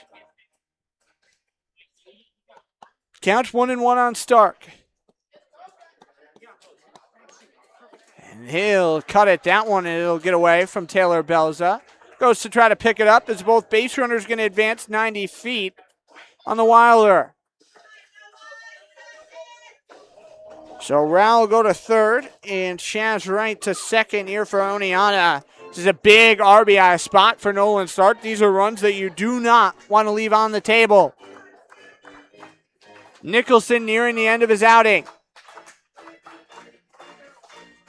If you're Nolan Stark, you're probably sitting fastball, 2 strikes, 2 outs.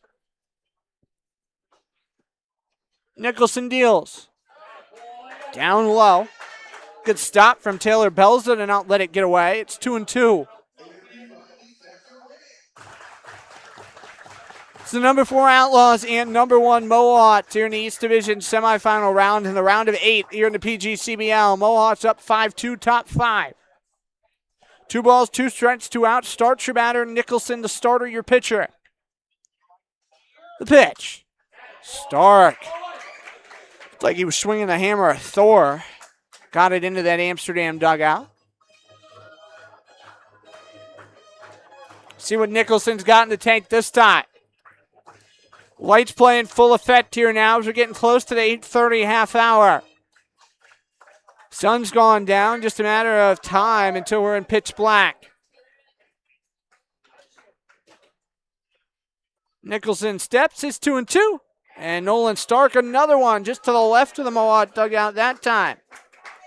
Man, if he can time up Nicholson and he can place one down to that right field corner, he'll for sure score 2. Got Jordan Perry pinched over more towards right center field, almost underneath the scoreboard up here at Shuttleworth Park.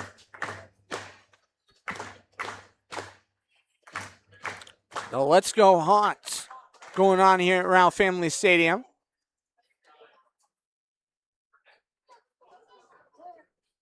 And now time's going to be called by Nolan Stark as he wants a moment. Going to UNC Wilmington this fall, certainly hope that he can step in there and show off what he's done with the Outlaws this summer in fall ball. 372 average in 21 games. Even on the hill, he wasn't bad. He had a couple of good starts, 1 and 2. 4 appearances, 4 starts. Really got lit up by both Amsterdam and Utica, but had a real good one against Boonville on the 4th of July and a good one against Mohawk as well. Fouls another away, so he just keeps fighting.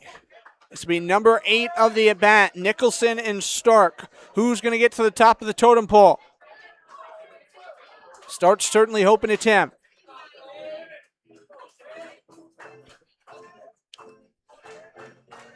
Rao at third, Chaz right at second for the 4-seeded Oneonta Outlaws. 5 hits apiece on the scoreboard for these two clubs. 5-2 Amsterdam lead. The pitch. Stark gets rung up on one on the bottom outside. Slider that just dropped off of the face of the earth. It is strikeout number 7 tonight for Nicholson. That home plate umpire has been loving everything on the bottom outside edge of the strike zone. We're halfway through this one. The Mohawks lead Oneonta 5-2.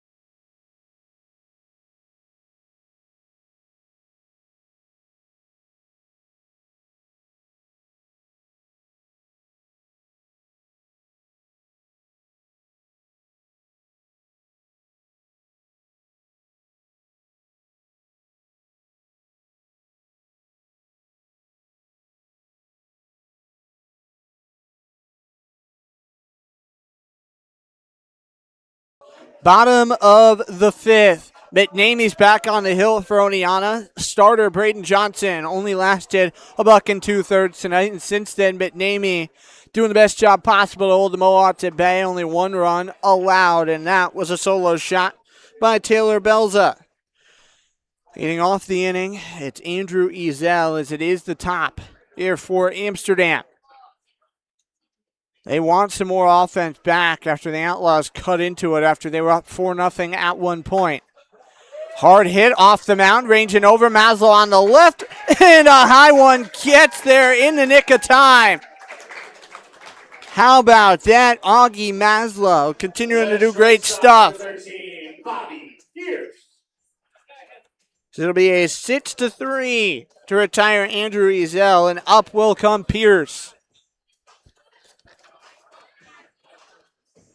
Bobby Pierce out of Chandler, Arizona, not far from Phoenix.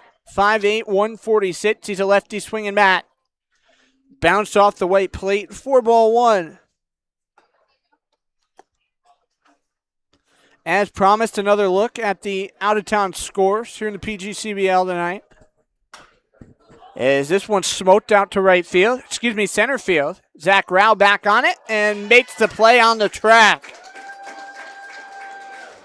Be a fly out to center. How about that? Once again, 4 pitches and 2 outs as McNamie holding Amsterdam off. Bottom of the 6th, there's finally scoring in Saugerties. The Stallions leading the Blue Sox 1-0. And the top of the 6th in Batavia, Mutt Dogs up on Auburn in the 4-1 game on the west side, 8-1. To Cesare out towards right field. That'll drop in for a base knock. Over to play is Zach Rao. But the half inning will stretch alive as Gabriel Rivera will get a chance to swing the stick. And then the other game on the ledger tonight, the Elmira and Jamestown game. Tarpscons just scored 2 in the bottom of the 6th to take a 2-0 lead to the 7th. So all these games, with the exception of that Batavia-Auburn one, relatively close. Rivera 0-for-1 with a walk and a run scored. He was one of the 3 to come to score on Andrew Lobb's bases clearing RBI double in the first. Another hard hit ball out to center on a bounce in front of Zach Rao. He was right there to back it up, but couldn't get down in time to make a play. Bat-to-bat base hits with 2 outs. And once again, don't stop. It's Taylor Belza. Out first, though, Matt Mayer going to come talk to McNamee. Probably buy some time for another arm to start to get loose for the Outlaws. McNamee already 3 innings completed. And, man, you certainly hope that he can finish off a couple more, but most likely getting towards the end of the road for him. Got to assume that Nicholson's going to be done for the Mohawks after his first 5 innings and an arm having been warming for the last 10 minutes plus. But that's besides the point as of now. Once again, if you're not satisfied with just the audio from this game, you can go and pay for the Amsterdam video feed. It's $9.99 for the singular game tonight. They charge for a monthly and a full season pass as well, if that interests you. All their games available on archive. Their home slate, that is. They were on YouTube on their ABN for away games, including when they came to Oneonta. Taylor Bells is going to settle into the box. He is 1-for-1, also reaching on an error, scoring 2 runs. Last time it was his solo blast over Zach Rao's head in center field in front of the flagpole. This time he takes it for ball 1.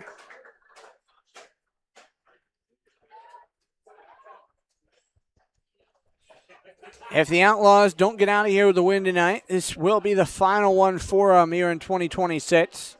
And then things are going to roll dormant until the end of next May of 2027. McNamee turns back to second. And Augie Maslow.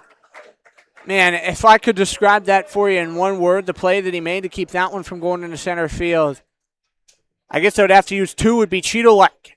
Maslow just jumped up. 2 feet jump. Man, if he could do the long jump, could have done it well that time. Had to lunge over Anthony DeCesare. Hold on to that. Just a thing of beauty. 1-0 go. Chin music for ball 2. 5-2 Mohawks your score here, bottom of the 5th. Mohawks with their second 2-hit inning of the night.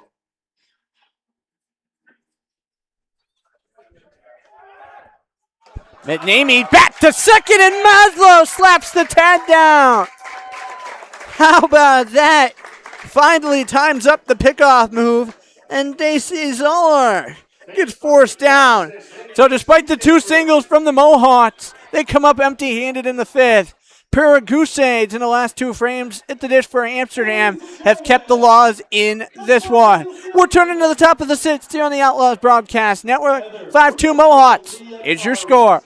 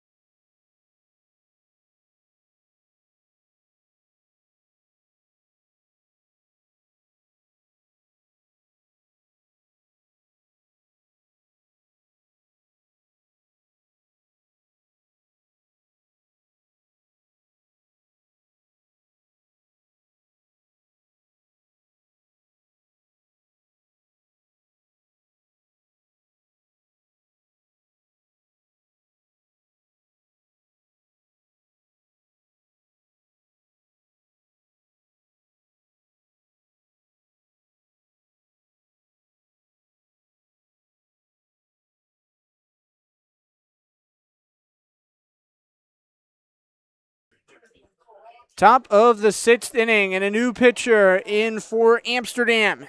Grant Nicholson going to finish 5 innings, gets charged for 2 runs, 2 hits, 5 hits, striking out 7 and walking 1 for the Outlaws. Leading off the inning, it is Vincent Duffy here for Oneonta, as it's 3, 4, and 5 in the lineup. 1-0 go from Peterson. Going to clip the mitt, and Taylor Belza dropped it, but it counts. Move it to 1-1. Peterson out there on the bump, stands 6'2", 185, and he's a southpaw from Palatine, Illinois. Freshman season pitching at Kentucky, went 0-1.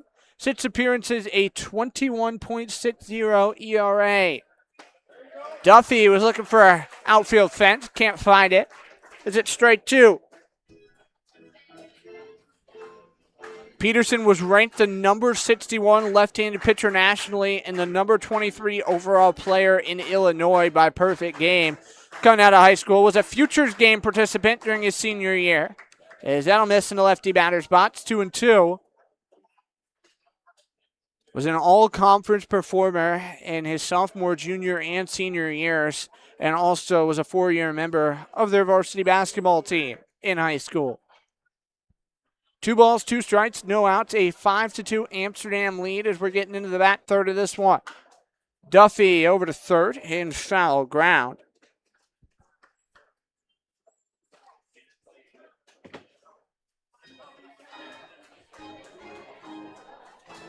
Daniel Tome on deck and PJ Strand in the hole here for the Laws. Only inning in which the Laws have come up empty-handed in a hit category was the second. 1 apiece in the first, third, and fifth, and then 2 of them in the fourth. Count remains 2-2 on Duffy. Toby Peterson in the regular season a 5.75 ERA, a 2-0 mark. Is pitch swing and miss. He'll fan Duffy to start the sixth.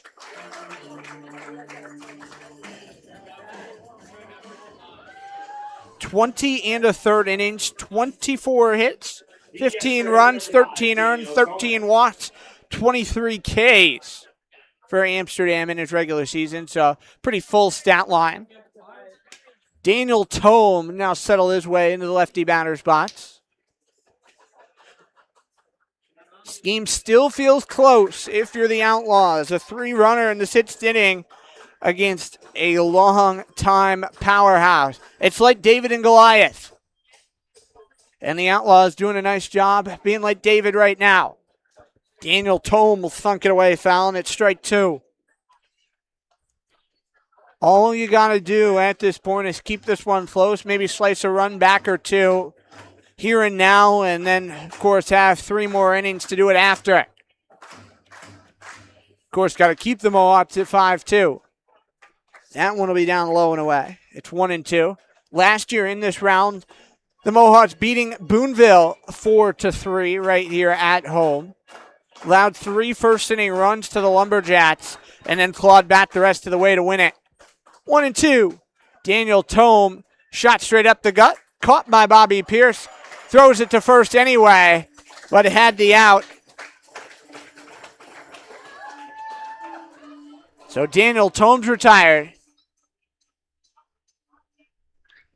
Now comes PJ Strand. There's 5, 6, and 7 in the Outlaw order the first 2 times through, combining for 0 for 6 with 6 strikeouts. So definitely got to do better than that. 9 strikeouts combined now. Here between Nicholson and Peterson. Nicholson having the first 8 of them.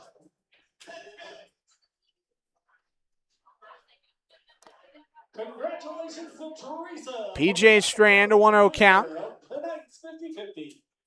Another arm starting to loosen for the Mohawks down the right field line. PJ Strand, a hard hit ball on a liner. It's caught right by Jordan Perry. So just a 2-pitch at bat. Outlaws down 1-2-3 for the second time tonight here in the 6th. They've been scoreless in all but the 3rd, where they plated 2. We're going to the bottom of the 6th. Matt Demey is back down to the dugout, and he's going to see 5, 6, 7 in the Mohawks order coming up next.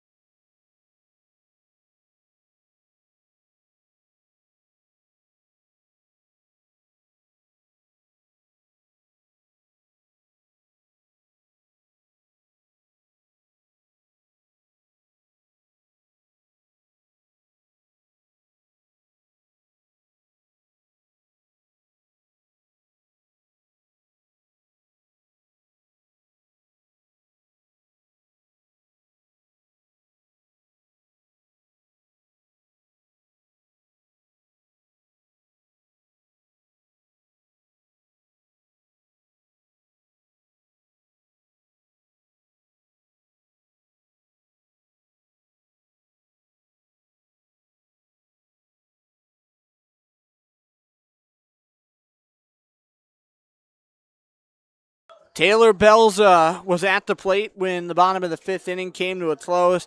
De Cesar was picked off second on a little 1-6 play. It was a nice tag. Augie Maslow doing the covering job to get him out. Mohawks had 2 singles in that last half inning. They have 2 2-hit frames tonight. McNamee is 1-0 pitch. Going to run in there, too much in for ball 2. Taylor Belzo was talking about it in that bottom of the 5th. Had a solo blast in the 3rd. Was an 8-pitch at bat that ended with one over the center field fence. That one too much in. It's 3-0. Taylor Belzo, a little interesting fact about him. He is the 3rd in his family to attend Auburn. Had a dad and an uncle who both went there. I always think that's interesting when you do the little alumni stuff. 3-0 for McNamee. Going to be a strike. 3-1. Bell's in his first year up here in Amsterdam. Mohawks do get a couple of returners year in and year out, mostly guys up here from the capital region. That one, a weird hop off the mound, just out of the reach of Chaz Wright, who tried to make a play. Big turnaround first. Bells is going to pump the brakes. He's got a leadoff hit. Now batting the designated hitter number 31, Andrew Hollab. Andrew Hollab comes up. 1 for 2. First inning. Bases clearing. 3 RBI double. Last time he flew to center field on just 1 pitch.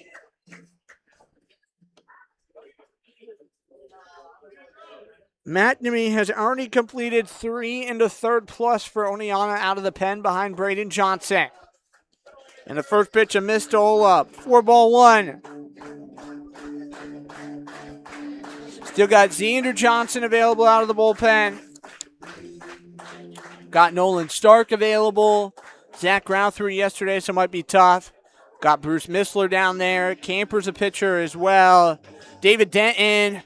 Batio, Stempsey, a lot of guys. Owen Balu can pitch as well. I haven't seen much of him this summer, though. And Asa Dugan down in the pen as well. He made the start on Saturday. If he were to get in, would have to be a very short appearance for him.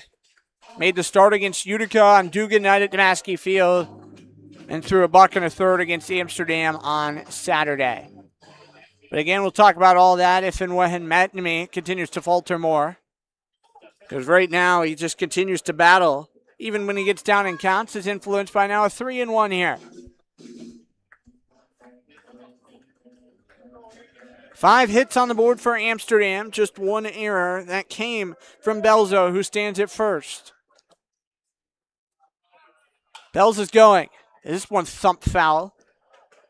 Holub got some good drill on it down to the right field foul corner.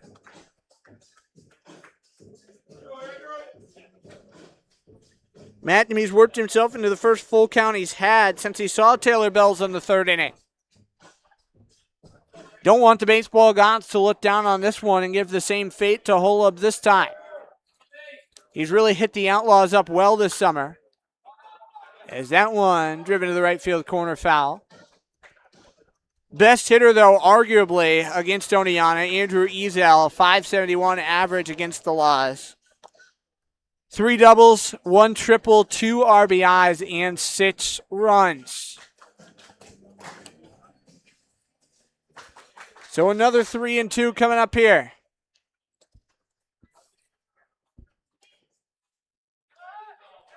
That one at first, the 10 from Venezia!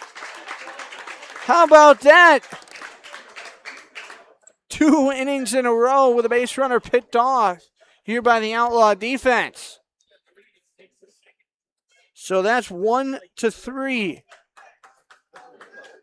This will be the 7th pitch to Holub coming up. We'll erase the base runner there. Add an out on the board. It's the pitch. And gets him on the 3 and the 3-1. Second hit batsman of the game by the Mohawks. First one since the opening inning. And up will come Jordan Perry. Keith Griffin's gesturing to the dugout.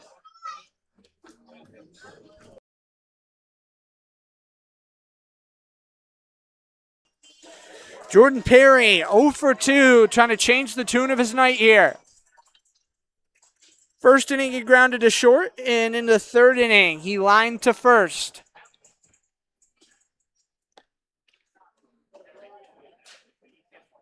Keeping a close eye on the game going on right now between Utica and Saugerties. Is this one plummeted foul? Stallions still leading Utica. Now it's a 2-0 game in the top of the 7th.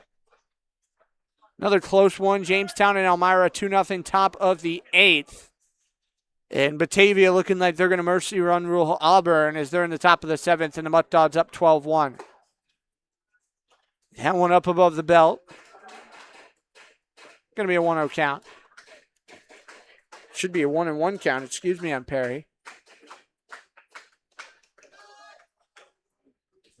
McNamee goes down and out with one. It'll be 2-1. So, yeah, unless Auburn can find a way to get at least one run, that one going to be over from Dwyer Stadium. Mutt Dogs, since joining the PGCBL in 2021, have won the West Division on all but one occasion. They have been the new powerhouse on that side, yet to get it done, though, when it matters most in the championship round. Hoping this year's different.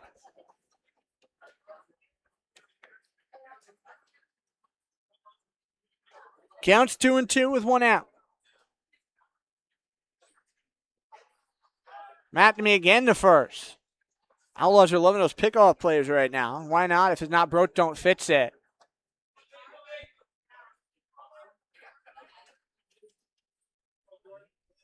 Behind Perry, Evan Taylor's on deck. Zach Johnson in the hole here for Keith Griffin and co. This one. Bat foul again. Jordan Perry just having a hard time timing up McNamee at the moment.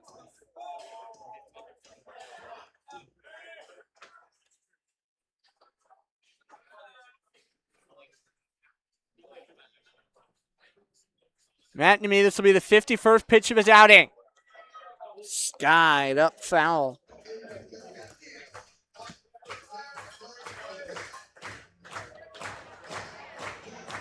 Crowd here at Shuttleworth Park continuing to stay into this one. Nobody is left. They know what's on the line. Trip to the East Final tomorrow night. Yeah, it'll be up at the shoulders. Counts full. If Amsterdam wins, they host. If Oneonta finds a comeback, they go back on the road for another night. Play at the winner of Utica Saugerties, which most likely going to be the Stallions. Another one up behind the dish. That was the 8th pitch of the at-bat, so this will be number 9. Perry and McNamee with a duel. A sword fight, a joust.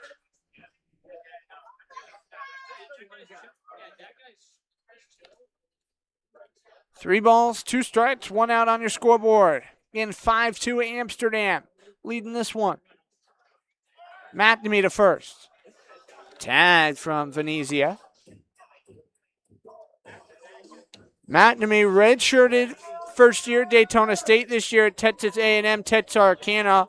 11 2/3 innings, 6.94 ERA. All 8 appearances he had out of the bullpen. His pitch, low for ball 4. So the first 3 have reached against him here in the 6th inning. Only help he's got from his pickoff play. Evan Taylor's going to come up. This would be a moment in time where, as a coach, maybe it would be nice to come out and kind of settle your guy down. You don't want to let this inning get away. Keith Griffin is talking to Evan Taylor.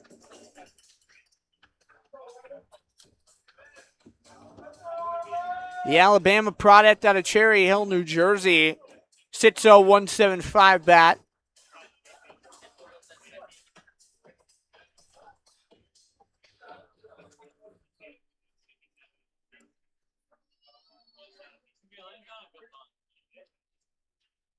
Discussion going on here now between Mayer and McNamee. Probably trying to figure out how best to approach Evan Taylor here.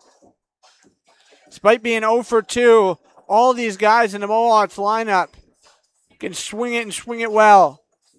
Lowest qualified batting average on this Amsterdam team is .305, if that says anything to you. Brian Carruthers comes just shy of qualifying.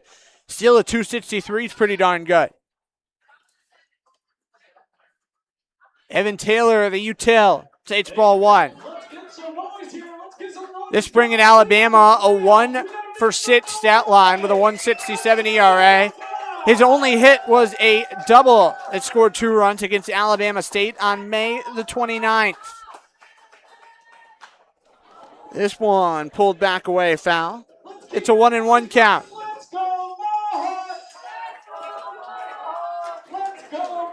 Evan Taylor, perfect game. USA's top-ranked right-hander and the number 3 prospect in New Jersey coming out of high school. 2025 grad of Ocean City High School in Ocean City, New Jersey. This one he'll take for a ride down to the left field corner. Back at the wall, PJ Strand comes in, a couple of steps, and he lost it as it dropped foul. That one was absolutely smoked off the bat.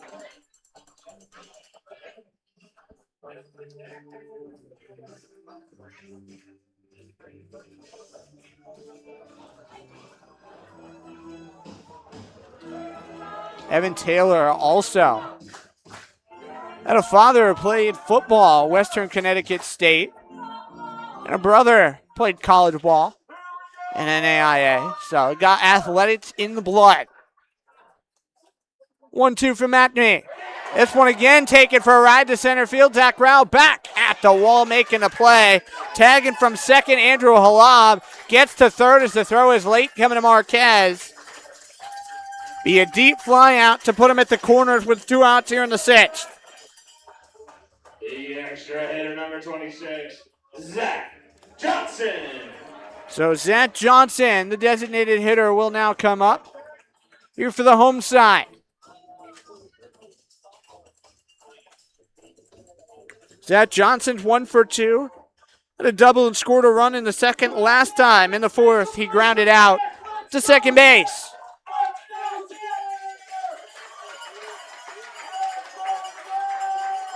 Amsterdam crowd starting to get loud, knowing that a couple more runs would be huge here against the Tyron McNamee. Count will be 1-0.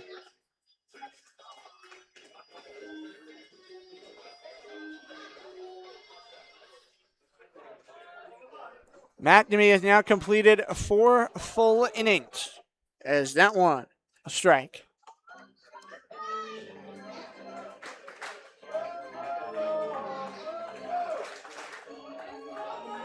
So this would make 4 1/3 for it. Trying to make sure I was doing that math right.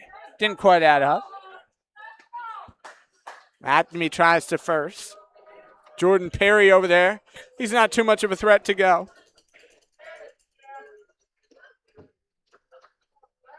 Perry just 5 stolen bases for a Mohawks team. Swiped 99 as a group in the regular season. Hard fly ball over to right center field. Rao and Duffy both over there. Duffy back 2 steps in front of the wall making the catch. So that ends the inning. Hard contact off McNamee for those last couple, but his defense bails him out once again, and the Outlaws enter the back third of the East Division semifinal, only down by a 3 spot. We're going top 7 here on the Outlaws Broadcast Network. It is a 5-2, number 1 seeded Mohawks lead.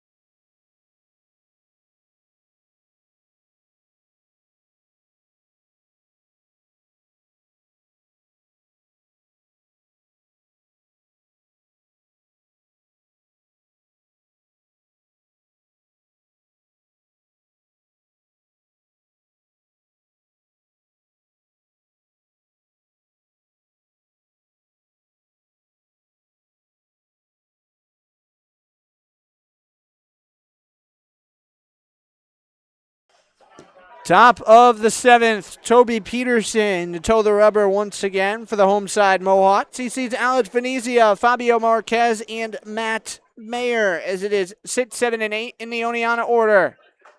First one going to be a called strike to Venezia. He's 0 for 2 tonight. Strikeout swinging in the second and a strikeout looking in the fourth.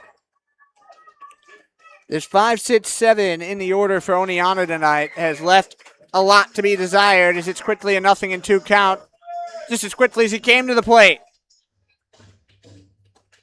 Combined now 0 for 7 and looking on the doorstep of 0 for 8 as a nice turn back. Taylor Bell's able to hold on, makes it 1-2. Belza was looking like prime Odell Beckham Jr. right there.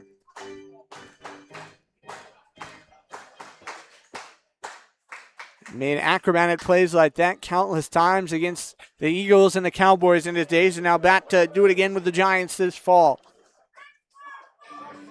2-2 count to lead off the 7th. Outlaws down 1-2-3 in the 6th inning, so trying to get some base runners on. And not a good start in doing that as Venezia going to be down swinging. Well, looking for that sinker ball, and it's strikeout number 1 of the inning. And the third for Peterson. Now a combined 11 strikeouts between him and starter Grant Nicholson, who went 5 innings, allowing just 5 hits, 1 walk, and striking out 8. Fabio Marquez 0 for 2, 2 strikeouts, both balls, dropped third strikes. That one he'll watch low, 4-1. Utica has just taken a 3-2 lead over the Saugerties Stallions in the top of the 7th. So how about that? The Blue Sox, for the second consecutive year, going to Saugerties for the first round. Last year, Stallions got the better end 15-8 in a full 9 innings. And now this year, a much different low-scoring affair going into the last couple of frames. They started a half an hour before us, and they're only a half inning ahead of us. As Fabio Marquez will foul it off, and it's 2-1. Who are you going to call? That Vanderglass. So the count's 2-1 with 1 out on Marquez. Toby Peterson gave Marquez one to foul back, and it's 2-2. Uh-oh, I hear breaking glass again. Who are you going to call? That Vanderglass.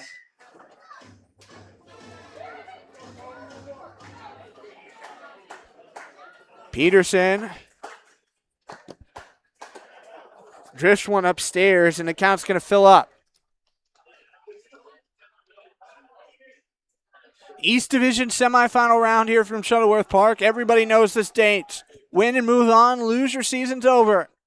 And Marquez, gunslinging fastball, gets him for strike 3. Can hear the pop of the mitt, loud as day. Fastest pitch I think we've seen all night, 96 from Toby Peterson.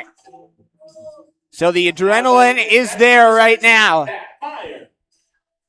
He's now struck out 3 of the first 5 Outlaws he's seen as Matt Mayer comes to the dish.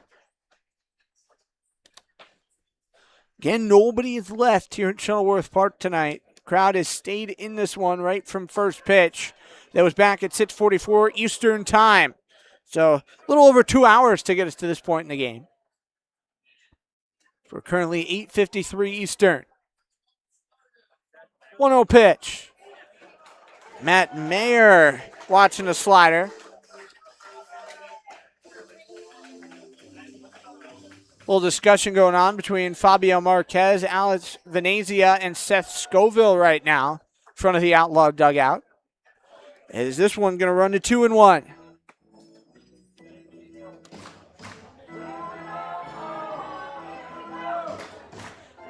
Back on the edge of the infield, Bobby Pierce and Rivera on the left side of the infield. Houghton pinched over in the hole between first and second here with 2 outs. They know the kind of pop Matt Mayer has if he gets a hold. But now being 2-strike approaches, it's a 2-2 count.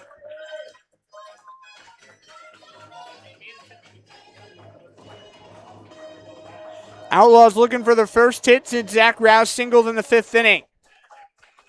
It's the pitch. Swung on and missed. Peterson going to strike the side out here in the 7th. It's the second time an Amsterdam arm has done that tonight. We're stretching up here at Shuttleworth Park, and still a close ball game. It's 5-2 Amsterdam as we turn to the bottom of the 7th.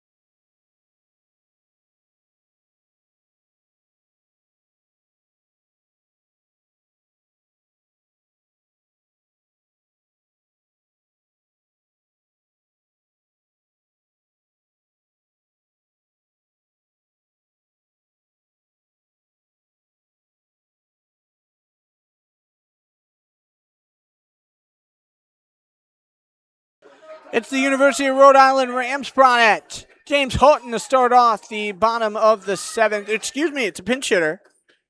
Tyler Figueroa in here for Amsterdam. Didn't see the number change. He's too worried about having a good time up here, singing the 7th inning stretch. Balling out here at Shuttleworth Park. Count will run to 1-1. McNamee is back on the hill for Oneana.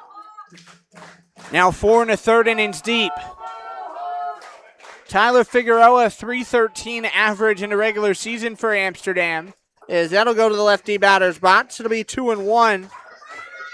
Figueroa is a middle infielder, so have to assume he's going to be taking over that second base spot for James Houghton, but keep an eye on it when Amsterdam comes back to the field on top of the 8th to make sure. 3-1 now here on Figueroa. He's got some pop in the bat. 6 doubles, 1 triple, 2 long balls, and he drove in 27, which put him tied for 6th on Amsterdam in the regular season. There's a backdoor strike from McNamee, and the count's going to fill up.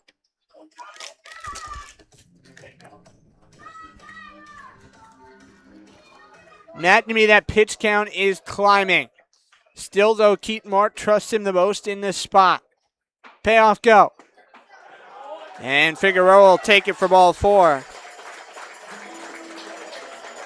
So that's a good spot to be in when your 10-hole guy is working a leadoff walk. It's so important to have guys down in the 9 and 10 here in the PGCBL who can work good at bats, could flip the card of your lineup over to the top with 1 or 2 guys on, no outs still on the board, give you some RBI chances for those 1, 2, 3, 4 guys. Andrew Ezel, 1 for 2, has an RBI single and a walk to his ledger tonight. Last time in the 5th, he grounded to short. From Dellin, Florida, on the west side of the state. And sounds like he broke his bat. Is Chaz Wright going to pick up? He'll fling it on over to Venezia for a 4-3. They had no chance of getting Tyler Figueroa as he was on the go as soon as that pitch left the hand of McNamee. So the Mohawks get a runner in scoring position for the third consecutive inning. I guess you could say fourth if you count that Taylor Belza home run, but when it leaves the yard, not really what you're looking at stat-wise. Bobby Pierce Jr. is McNamee checks to second. That one comes home for strike one. Talked about it before, but many available aren't throwing on out of the bullpen tonight. But still, it's McNamee getting tasked in this big spot. 0-1. One slammed up over the Outlaw dugout and out of the ballpark. There is trees down the left field line. I told you it's a park. There's trees down the right field line as well. Off in the distance here, there's pickleball courts. There's a creek. Supposedly there's tennis courts and a couple of youth baseball fields here in the park as well. Not that I've ever explored Shuttleworth Park. 0-2. That one going to be above the head. It's 1-2. Maybe that's an adventure for another day. Still in the bottom of the seventh in Saugerties. It's 3-2 Blue Sox. That one in towards the belt. Going to be 2-2 here on Pierce. So the first final of the night has come. The Batavia Mutt Dogs over Auburn 12-1 in mercy fashion. So the number one seeded Mohawks, or Mutt Dogs on the west side, moving on. 2-2. Right side of the infield, Chaz Wright, a few steps forward. Sends over to Venezia. Looked like the U.S. Postal Service. There's 2 outs. Now batting the first baseman, number 35, Robert Mello. Robert Mello going to come in and take over for Anthony De Cesar. Finished 1 for 2 with a single and a hit by pitch and a run scored. Robert Mello saw him have the start for Amsterdam the other night down there at Damaski. This is a guy who can really swing it well. He's another guy from Delaware, one of 3 on the roster. Mello wears 35, hitting .418 on the season for Coach Keith Griffin. So a great pickup. That one a bit up. It'll be 2-0. Acme's working really quick now here in the 7th.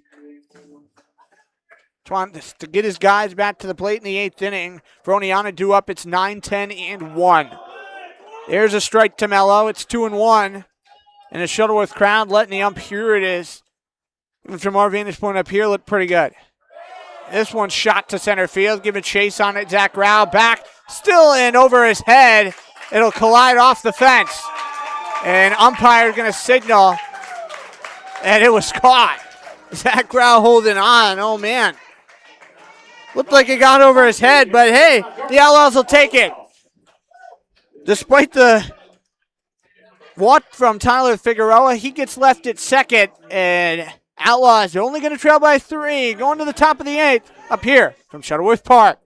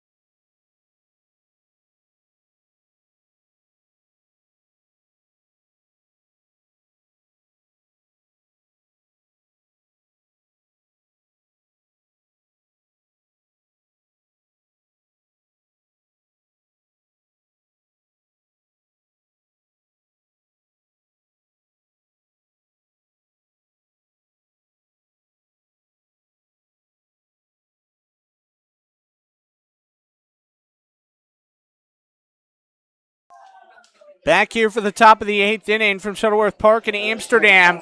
Augie Maslow leads off the inning. He reached on an E2 in the 3rd, scored a run, and then grounded out to 3rd in the 5th. Maslow to the lefty batter's box as the count run to 1-1 on him. Toby Peterson's back out for a 3rd inning of work. Starter Grant Nicholson tossed the first 5. Augie Maslow over to 3rd. Just off one bounce, the high throw, airmail. Robert Mello. This ball pinballs around. Maslow's off the bag, and he's tagged out. It was Tyler Figueroa who was there.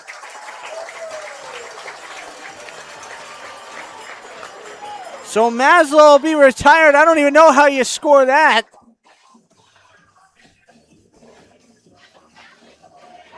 That is a frustrating one. Make some noise for that play from Tyler Figueroa. So Tyler Figueroa takes over 2nd, was telling you about defensive changes, and it is Robert Mello at 1st here for Amsterdam right now. First one is Zach Rao, comes inside for ball 1.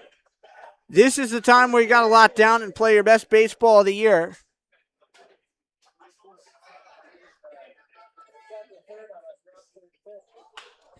Zach Rao threw it away, foul.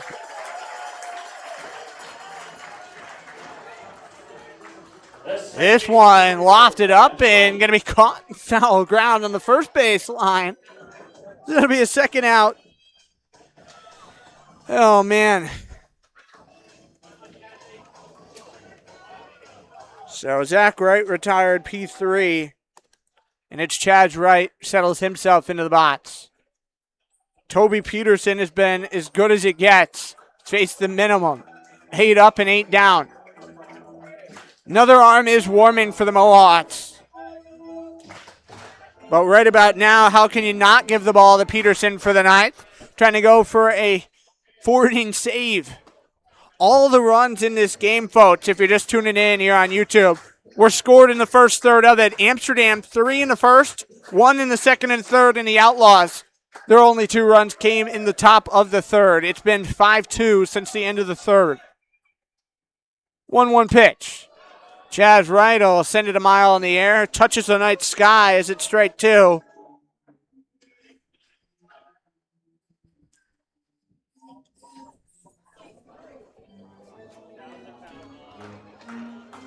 Mello will play off of first base. Got a massive hole up the gut right now between Pierce and Figueroa in the middle infield. And Wright, with a big swing and miss, ends the inning. The 3rd straight 1-2-3 worked by Peterson as the Outlaws just can't seem to figure him out. We're mid-8 here in Amsterdam. The number 1 seeded Mohawks still leading number 4 Oneonta 5-2.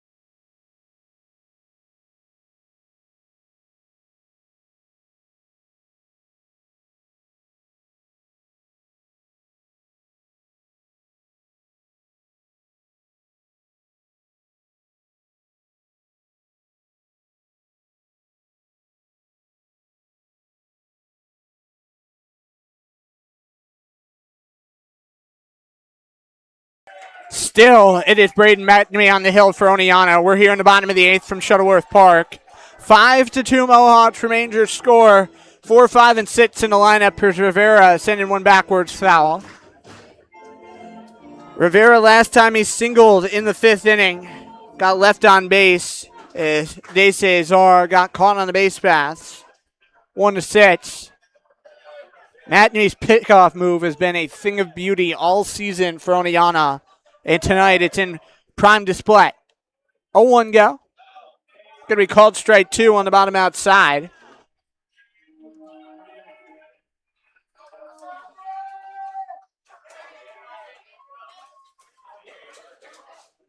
McNamee going to work out of the stretch position here this time. Bomb one upstairs. It's 1-2. Get you another scoring update here on the other semifinal games. Obviously, everybody's most concerned here about the Utica and Saugerties one. That'll bounce away from Matt Mayer and be 2-2. It's 3-2 Utica in the top of the 8th at Cantine. Stallions, they've had plenty of walk-off magic at home this year. Maybe they're trying to set it up for it again. Elmira in Jamestown, it is 3-0 Tarpscons in the bottom of the 8th, so getting close to last hopes for Elmira here on their season. They just clinched this weekend as well as this one laced over to short. Augie Maslow on a skip to first. What a play! So the Never Say Die Outlaws hanging around here in the 8th inning. In the 9th inning when they come up, it's going to be 2, 3, and 4 coming to the dish.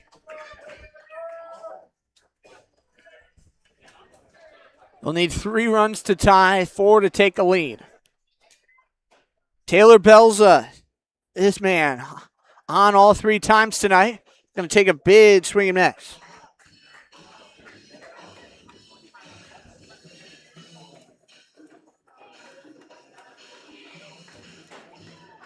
McNamee ahead 0-1 in the driver's seat here in the bottom of the 8th.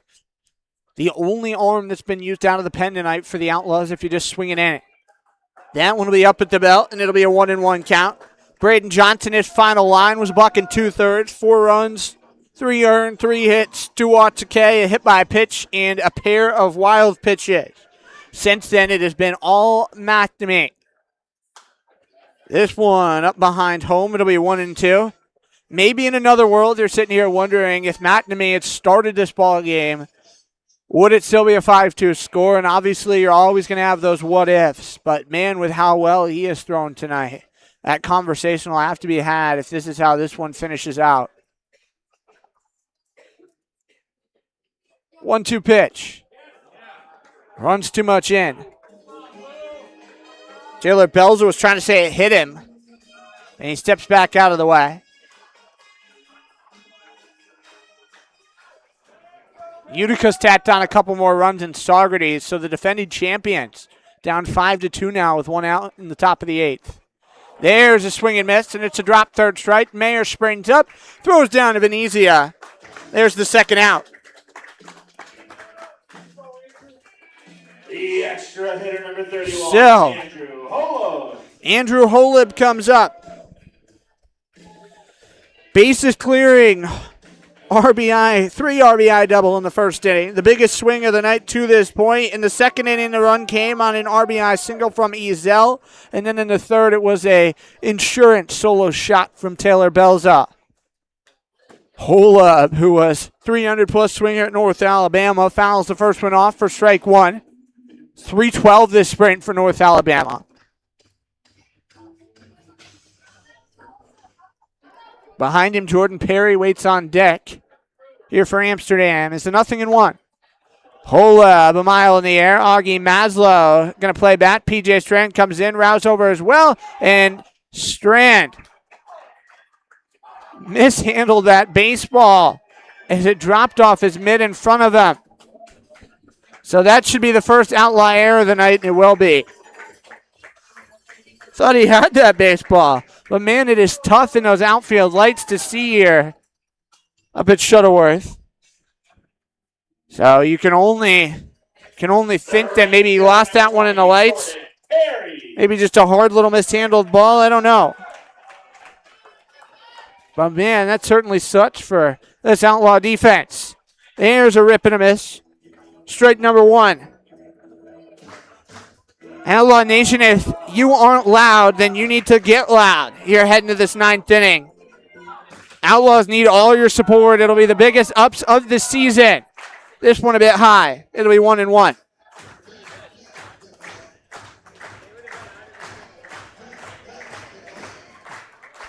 Leading off first, Andrew Holup. Waiting McNamee is 1-1. Drilled out towards center field. Zach Rao floats 3 steps back, waits one more, and there it is. So the Outlaws will get out of it once again unscathed. It'll be no runs, no hits, 1 error, and 1 stranded for Amsterdam. We go to the 9th inning, and again, get loud, get proud, Outlaw Nation. The Outlaws need you. The last ups on the season, trying to stretch it out further, down 5-2 in a game where they put up a heck of a fight here against Amsterdam.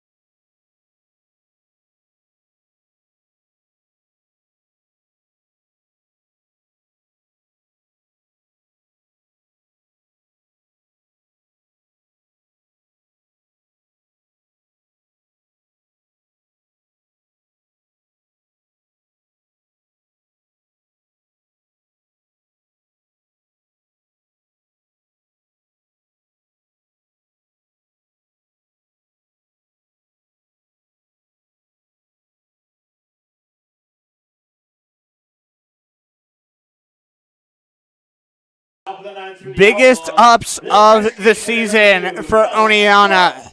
Get loud, get proud. Nolan Stark leads it off against Toby Peterson. He'll swing it the first one out to left field. Back on this one, it's going to get off the bottom of the wall. Nolan Stark turns first. He's trying to leg out a 2-bagger. He dives in there, and he's out. Oh, my goodness. Figueroa was right there to slap the tag on. What a relay. And there's the first out of the inning.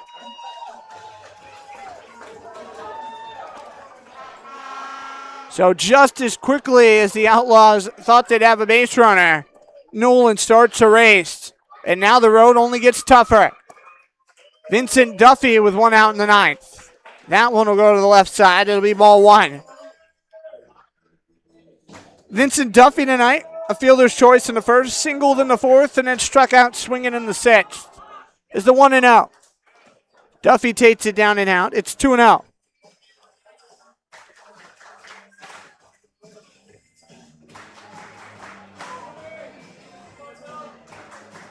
Looking again at that Utica and Saugerties game. Blue Sox are up 5-2 in the bottom of the 8th. Stallions are threatening though. Duffy will plump it backwards for another strike. Daniel Tome on deck. PJ Strand in the hole here for Oneonta in this 9th inning. If this all ends for the Outlaws right now, at least you can look at it and say, what a fight. Big swing and miss. Duffy went looking for the fastball.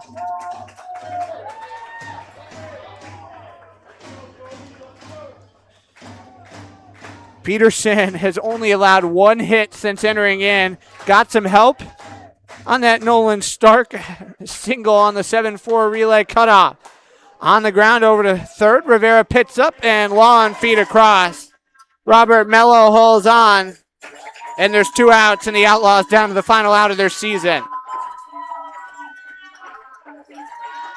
Daniel Tome, the man who doesn't want to see it end. Hitter number 5. Nobody wants to see a game end with them at the plate. Peterson, how about it? If he finishes this one out, he would get a 4-inning save. That's almost unheard of. That one will be chin music. Daniel Tome ducked out of the way for ball 1. The third ever matchup between these two in the postseason. And this is going to be the closest one in history between the two. So this Outlaw team in 2026 was different no matter what. 1-0 pitch. In towards the letters, 2-0. Outlaws in danger of dropping to 0-4 in PGCBL postseason play in history. 2-0. On the ground over to short, going to be picked up, and on the go, the high throw gets there in time. Mello hangs on to the one from Bobby Pierce, and this ball game's over. The Amsterdam Mohawks defeat Oneonta in a game they were expected to win handily by just a 5-2 score. This is one that, ladies and gentlemen, you got to look at and say the Outlaws gave their heart and souls to, because that's what they did. Player of the game, didn't fill it in here, but you can just say it has to be no one other than Braden McNamee. And he came in and pitched lights out. Sits in a third innings. Amsterdam Mohawks, no other choice than Andrew Holob, the former Oneonta Outlaw, as he clears the bases, knots in 3 runs in the first inning, and gives the Mohawks an early lead that they would never look back on. So Oneonta, they finished the regular season 16-21-1. Amsterdam 34-6-1. They pick up their 35th win of the year and their 7th consecutive 30-plus win season. And Oneonta falls in the first round of the playoffs in their 4th trip to the postseason, and of course have still yet to win a game. But man, this was the closest one, and this Outlaw team knocking on the door is something special if they can get a number of these guys back in 2027. But, folks, we appreciate you tuning in all summer long. Obviously, Mikey Quackenbush couldn't be with us tonight, but he did a great job with you all this summer. And on behalf of him, myself, and the entire Outlaws organization, we appreciate your support night in and night out. Hopefully you'll join us back in 2027 down at Damascus for more Outlaws baseball. But 2026, put a bow on it. Amsterdam winners 5-2. They await the winner of Utica and Saugerties here at home tomorrow in the East Final. That'll do it for us here in 2026 on Outlaws YouTube. My name's Colby Smith. Thanks for watching. The Mohawks, the number 1 seed, winners over your 4-seeded Outlaws 5-2. Have a great night, Oneonta. Have a good year, and we'll see you back at Damascus Field in 2027.